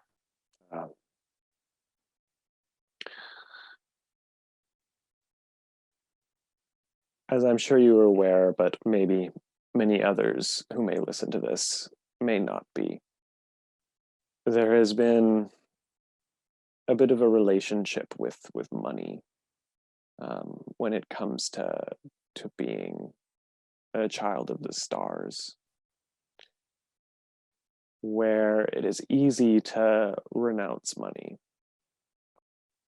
but money is a tool, just like anything else. It can be seen easily as a physical tool, but it is also very much a spiritual tool, because in the world that you've created, it enables you to have certain experiences that you would not otherwise be able to have. Mm-hmm. Just as, say, a crystal may enable you to have experiences that you would not otherwise have been able to have alone at that time. Yes. And this is the reason why acquiring money is important for Nick at this time, is because the experiences that he is asking for require money as a tool to be able to experience these things that he's asking for. Okay. Makes sense. Is there anything about the ascension you would like to say to us? Much as has already been said, specifically, let's make this specific. As things become higher vibration, things speed up. Manifestation speeds up. Mm-hmm. All you must do is but notice these things, and you will easily tap into the flow of energy, such as the flow of energy of water, the flow of energy of the angelic realm, the flow of the ascension energy must just be tapped into, and it must be focused on. If you want to live in an ascended earth, you focus on living in an ascended earth. Ground your root chakra, ground your feet, the chakras in your feet, to an ascended earth. However that may look for your imagination, ground your grounding chakras to a higher dimensional plane of earth. I haven't thought of that. Yes. A simple visualization exercise will do, with consistent breathing, to enable heart and brain coherence, to make the manifestation quicker. Yes. As far as experiences of the ascension, once again, it's what you ask for. It's what it's what you experience, what you have asked for in the past is now becoming reality. And although some might say, well, you know, what you focus on is what you work towards, it's easy to dismiss it as that. But see the magic in the physical action that propels you towards your goals. See that beauty. Although, yes, you are working towards something, say, oh, energy, the universe has nothing to do with it. It has everything to do with it, because You want to know why? Because you are the energy, you are the universe. Through you, the actions that you are doing are the miracle bringing you towards your goals. Yes. And so all you must do is see the beauty, see the magic in what you are working towards, and have clear goals as what you are working towards as well. Okay. Like, say, 20,000 euros? Exactly. Exactly. All right. Let's Why make not it make 30. it 200? 200 in 3 months? Yeah, 200. Yeah. Are you sure? Why not? Hey, if that's possible, I'll be happy to manifest it. The amount of money that flows in between hands every minute on your planet is very high. Yes. Why not flow into your hands? Yes, but in what way is what I'm asking. Is what I'm asking myself. In what way would that happen? What way do you think it would happen? What way do you think 200,000 euro would flow into your bank account? Something like winning the lottery. Good choice. Another way. Another way. Another way. Yo, I can't think of another way. Do you have another way? Investing. Investing. You can grow money explosively. Not only that, rarer experiences such as a stranger hearing your story and, say, hearing about QHHT from you for the first time and deciding, you know what, I'm going to invest in this person so that they can bring this to the world, and they give you 200,000 euro. What we want to make apparent to you, yes, to all that are watching, is that the more possibilities that you can imagine of a certain thing coming true, coming to be, the more paths that you can create going to that same spot, the better your outcome is going to be. All right. I'm gonna do it. 200,000 challenge set and accept it. Let's go. Very good. Very good. Okay, next question. We'll be with you the whole time. Oh, really? I'll listen to my fleeting thoughts.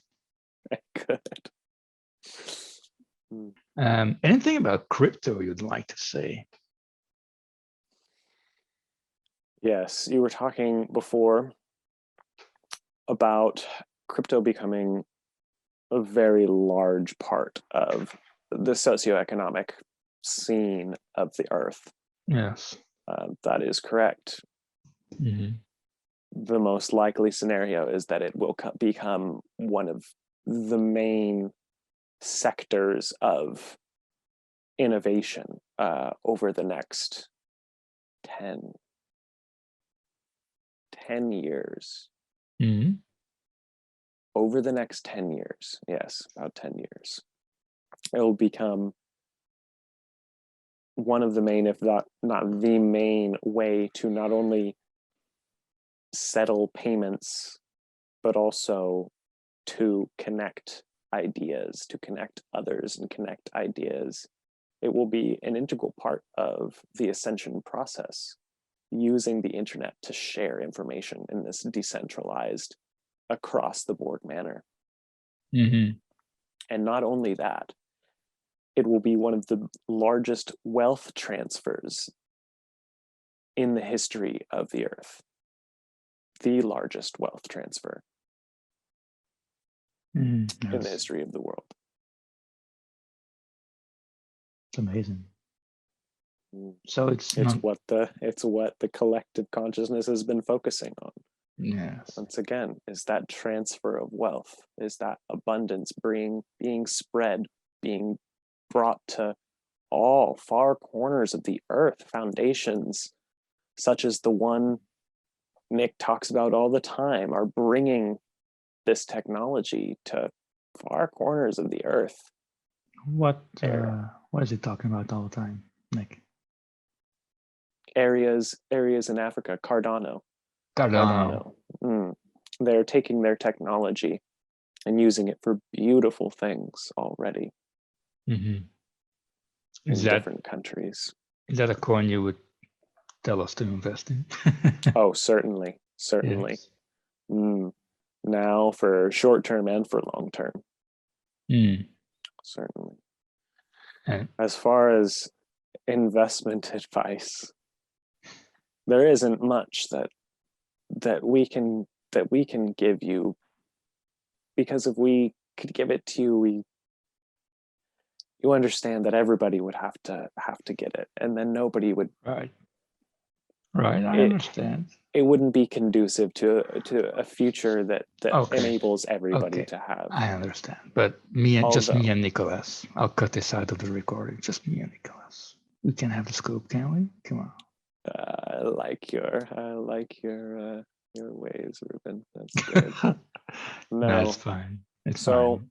I understand. what I will say is that the research has been done very well, and there are other coins that will come into yours and Nicholas's site that, especially talking to each other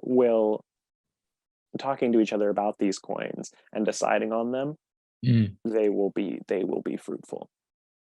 Okay. It is very rare for an outcome if both of you agree on an asset to invest in that it will be a bad investment. Very, very rarely will that be the outcome. I don't know anything about crypto higher self, I'm gonna be honest. And that's all right.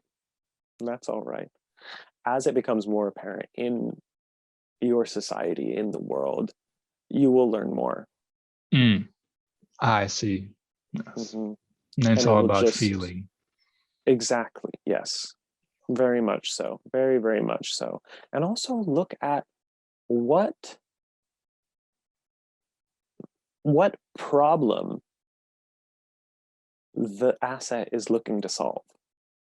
Yes. What problem the technology is looking to solve. If it is something that you believe in, more often than not, it will succeed, at least in the short term, at the very least in the short term. Long term is a little bit cloudier for these things. Long-term success isn't just intentions of what they want to fix, what problem they want to solve, right? It becomes more than that. It becomes the ambitions of the team. It becomes the capital. It becomes that they have invested. It becomes all of these things culminating together to create success or not. Okay. Sounds good. Yes. I will say, currently, it's looking like Cardano is a very good asset to be invested in. In this timeline you are in now, Cardano is a very good asset to be invested in. Okay, Nick, I'll accept payment in Cardano. Thank you. Yes. All right. Okay. Next question here. Yeah. All right. You already answered that question about immediately getting the answer. Okay. Is there anything else you would like to say on that, or do we move on?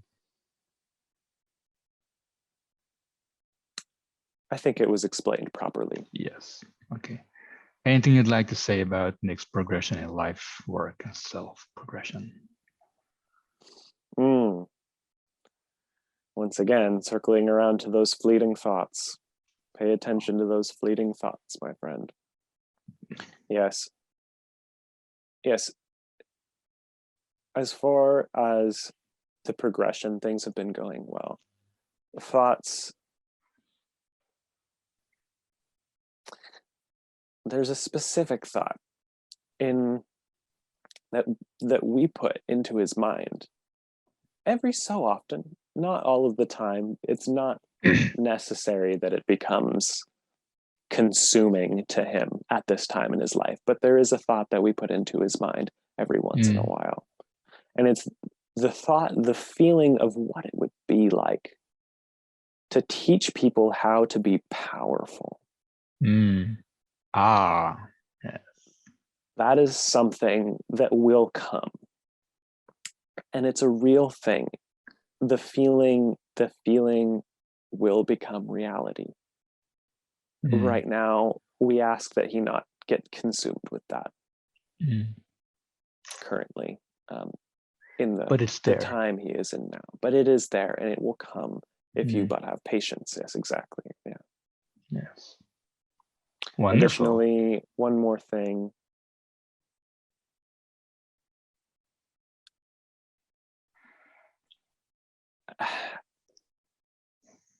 Ultimately, it is up to his mind to decide the outcome. But recently he's been having thoughts of his work. Yes. And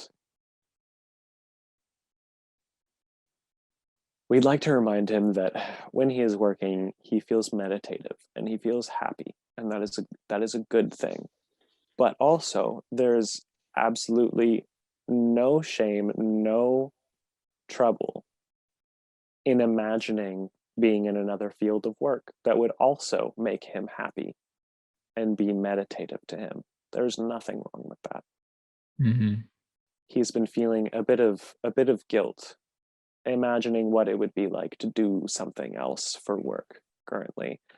And we'd like to say that he should not feel that guilt. Is there anything else that you want to say to Nick that he hasn't asked? I think that is all. Yes, that is all. One more thing. Now, does a body or energy of Nick need healing at this time? Yes, he requires healing. He's been focused on physical healing quite a lot lately, and he's been making good progress. Very good progress with that. But his spiritual and emotional healing has slightly gone by the wayside. All right. Can you help with him? Can you help him with that today? Absolutely. Yes. We would like to combine our energies with yours, as well as your spirit guides, and have you, Ruben, be the conduit for your DNA upgrades, for the chakra clearings and energetics, and light integration. Right. And the God code. Ah, yes, the God code. Is that by accident that we discussed that, or is it something we can do today? Certainly not. So there was a reason that both of you are familiar with this. Yes. It's not something that needs to be formally trained. Although it is helpful for connecting with the energy of the God code. It would be very helpful to be formally trained, but it's 100% not necessary. Okay. Can we do that today as well then? By yourself. As me as a conduit. We will not be integrating those energies today. This body is not quite ready. Okay. No, we understand that as well. Maybe next time.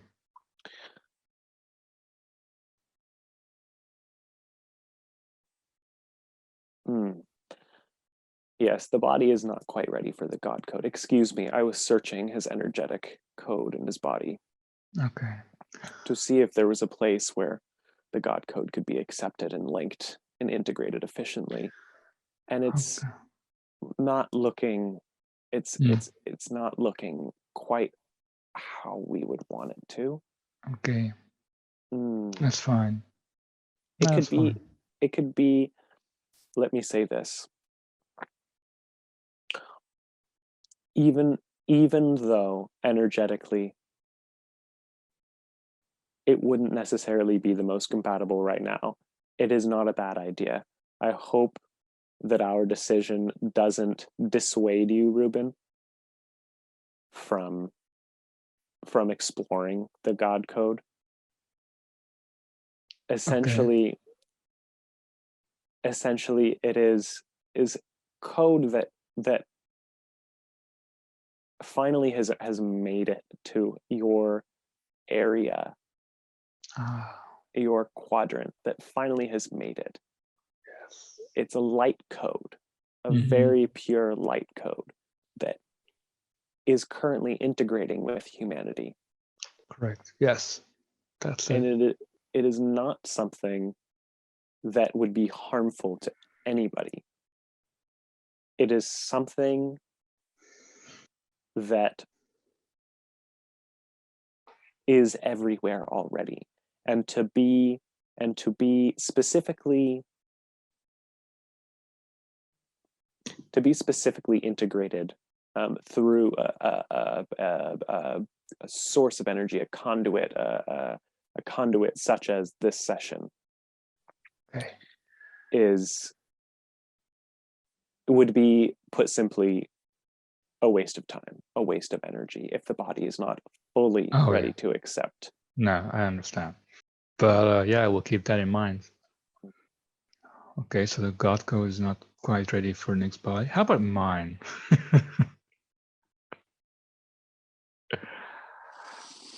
The scan is looking good. Really? Yes. Oh yes, Ruben. My body? Yes. Your exposure to these energies, your frequent exposure to these energies of these sessions, and your exposure of the plant medicine, the very powerful plant medicine. Yes. You're aware? It's ready. Okay. It's ready. Oh, really? Can we do that today as well? Absolutely. Oh, yes. Sweet. Awesome. What will I notice after this installation, quote unquote? A speeding up. You'll notice a speeding up. I love speeding ups. Yes. Like maybe say 200,000 in 1 month on my bank account. How about that for a speed up? Let's do that. We knew that you were going to say that. That's why we started smiling so much. We knew. My jokes get old real fast, or you know my jokes real fast. Okay. Speeding up, as in, you'll notice being more like water. You'll notice that you're more adaptable. You'll notice less stubbornness, more willing to change, to admit wrongs, to accept victories. You will see it in your relationships with all those around you. You will see it in your relationships with the plants around you. You will see it in your success. It's all encompassing. It's not called the God code for nothing. All right, let's go. Let's party. Let's party. All right. First of all, we're gonna start with the very beginning. I'll be the conduit for this whatever you were doing today. Yes. And I'll summon my guides. 1, 2, 3. Shall I be? My guides are here. Next to me, my team, my spiritual team, my installation team, the teams from the light spheres to come and help install these new codes and techniques and systems. They're all going to stand next to us now. And there we are. We're all here, we're all present, and we're ready to start. What would you like to start with, higher self?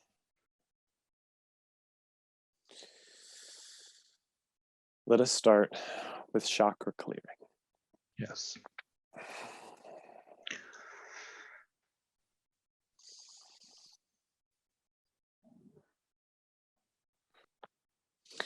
We will start first from the feet and slowly go all the way up to encompass the entire body. Them the sense. exercise Yes. is focusing on first the area, the space directly around the feet. Okay. And then focusing on what is within the feet. Taking that all the way up the body to each body part, adding on to become whole body. Focusing on the space around the legs. Feeling the space around the legs, the feet. What does the space feel like? I'm going to use your meditation, by the way. Go on. And then focusing on the insides of the legs. What do the insides feel like? The insides within the feet, the lower legs, adding the upper legs. What does the inside feel like? Do you feel the blood flow? Do you feel the energy flow?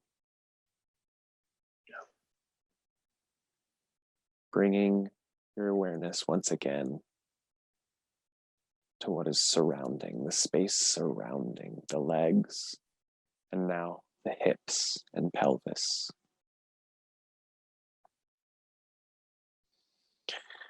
Feeling the subtle energies surrounding. Maybe you can feel the vibrations emanating from the physical body. Mm. Maybe you can feel the air molecules moving back and forth, flowing around. And now bringing the awareness to inside the pelvis, towards the root chakra. Inside. Feeling the power and the steadiness of the root chakra. The deep roots that it gives you in connection to the planet.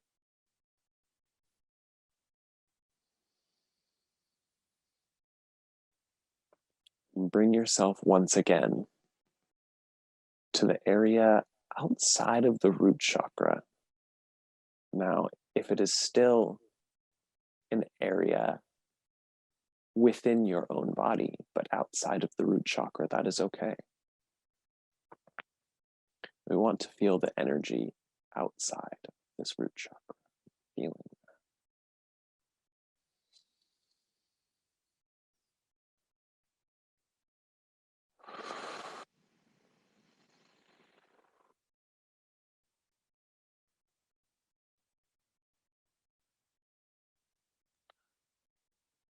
We will bring the focus once again to the inside of the root chakra, as this base is very important to the chakra system of the human body.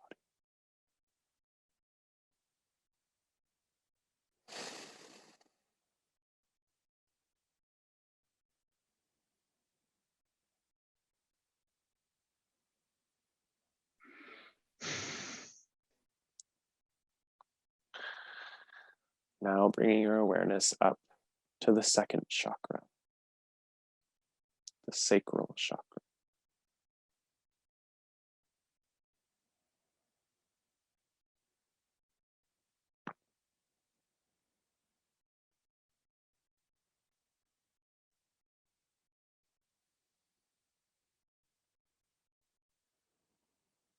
Feeling the power of raw creation of the sacral chakra.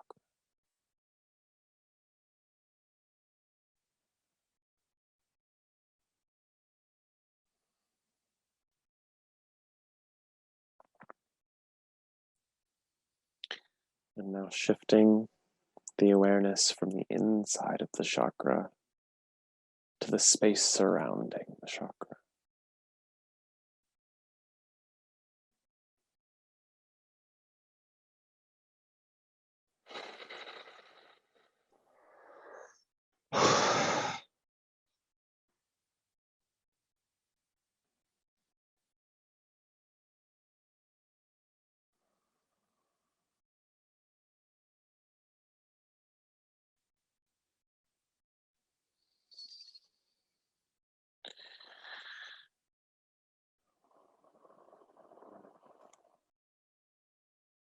We are ready to focus on the rest of the bodily chakras up to the crown chakra all at once.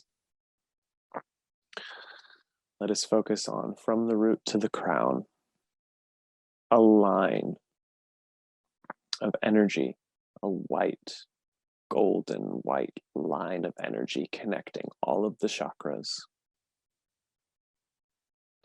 and feeling the inner energy of all of the chakras residing in them.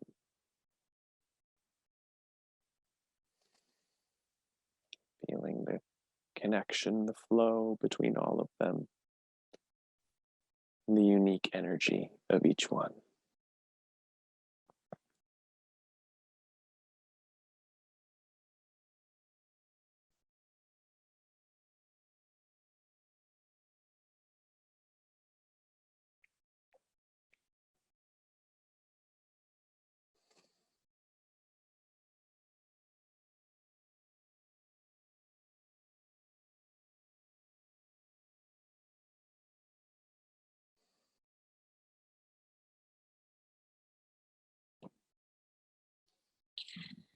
Excuse me. And now bringing the awareness to the outsides, areas surrounding the chakras, areas surrounding the physical body.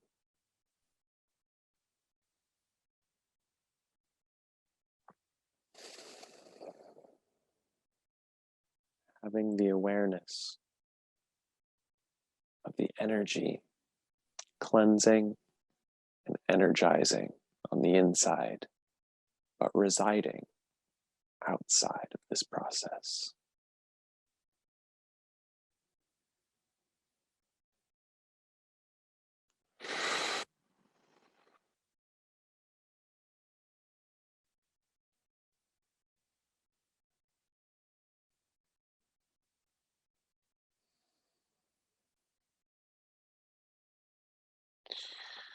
We ask now, Ruben, that you focus on the higher remaining chakras today.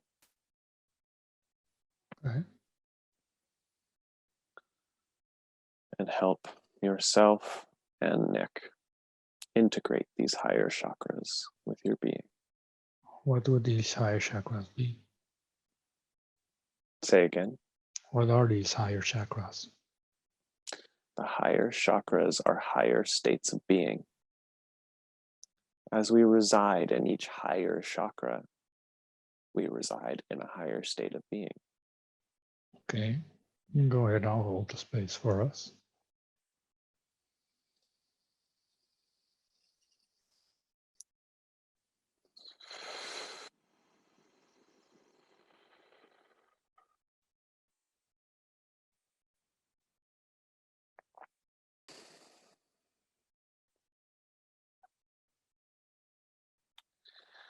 Realigning of the chakras is complete.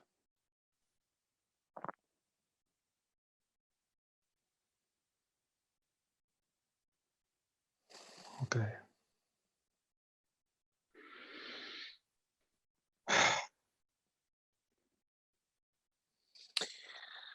We would like to see your method for DNA activation and upgrades.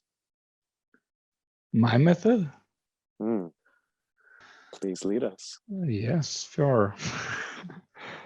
It's like I'm a little kindergartner asking a parent about what to do on this subject, but fine. Okay. So, if you know what I mean. Ruben, you underestimate your power.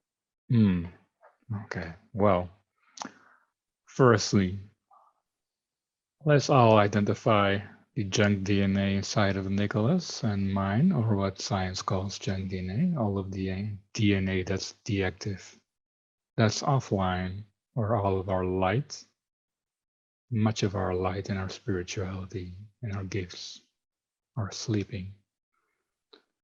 Now I ask that my team and higher self and team of Nick activates that DNA that is sleeping, that has been sleeping for so long. I ask for that DNA to come online, all that online, so that Nick's DNA is permanently 100% online. And so be it.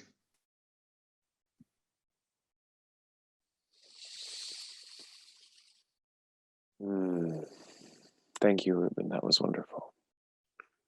And what will Nick notice with his DNA change? Higher acuity and higher resonance with subtle energies. You'll be able to pick up these subtle energies of people and areas and things around him much easier. Right. And he will also notice greater energy. Yes. Ease of physical problems. Wonderful. That's awesome. All right. What's next, guys? We have a little list here. Now, first of all, are the 13 chakra systems installed? The 13 chakras have been installed. All right, great, wonderful. I'll send him some info on the new chakras as well. Wonderful. He loves to read. Okay, what about the God code? Yes, we will integrate it into you, into your astral body. Okay.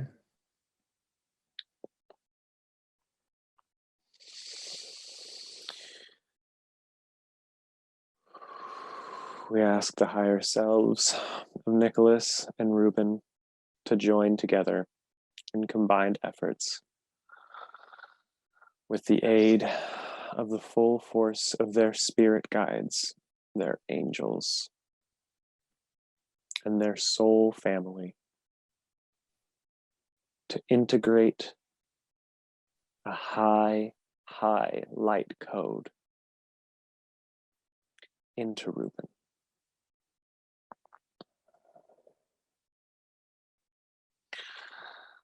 This code referred to as the God code.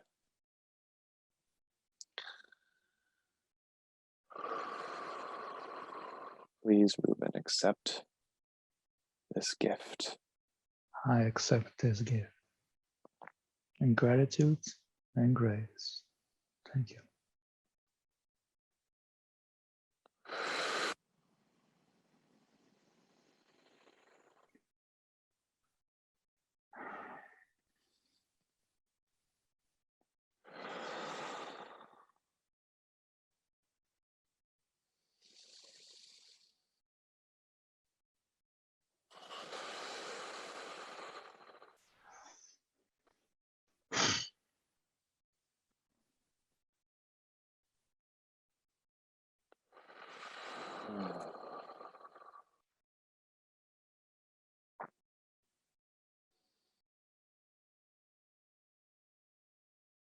We have achieved full integration with no complications.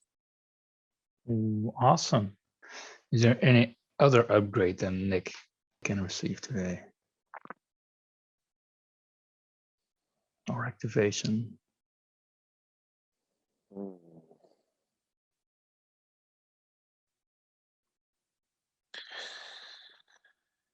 We would like to activate and energize the chakras in Nicholas's hands. Okay. I'll be the conduit. Thank you.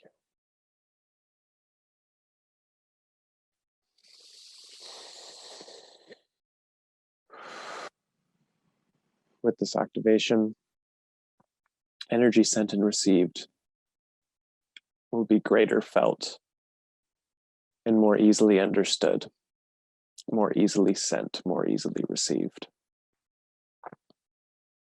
Yes. That's great.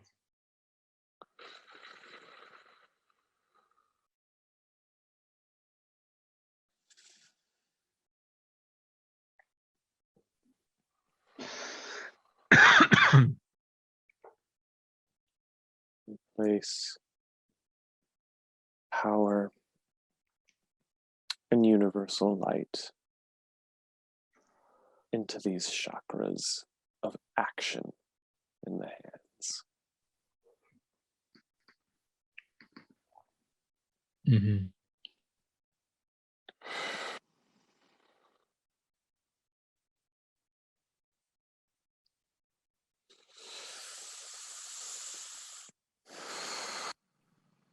It is done.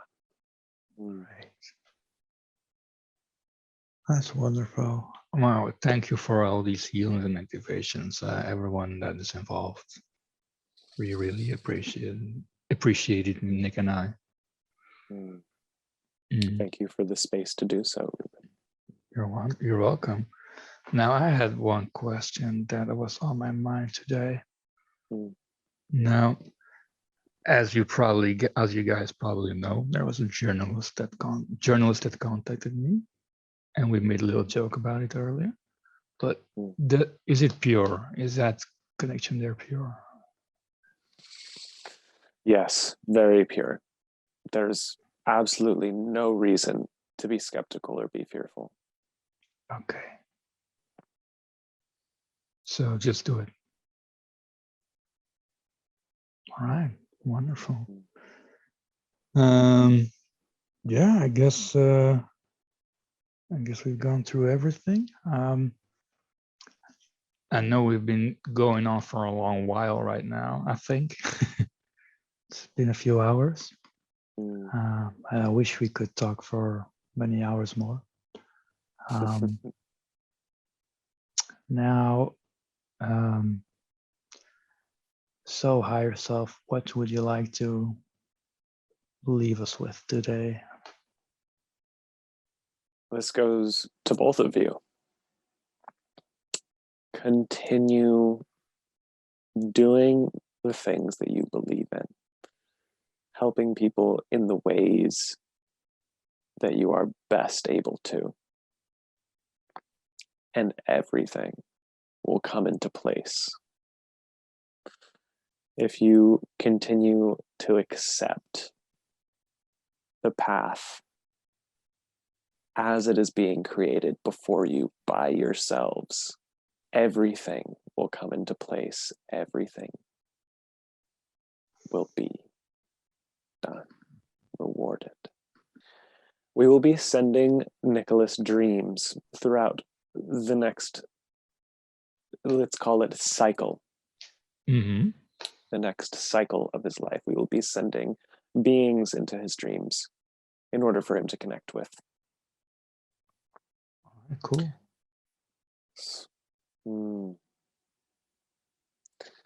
Thank you very much, Ruben. You're welcome. Nick is going to benefit very, very well from this session.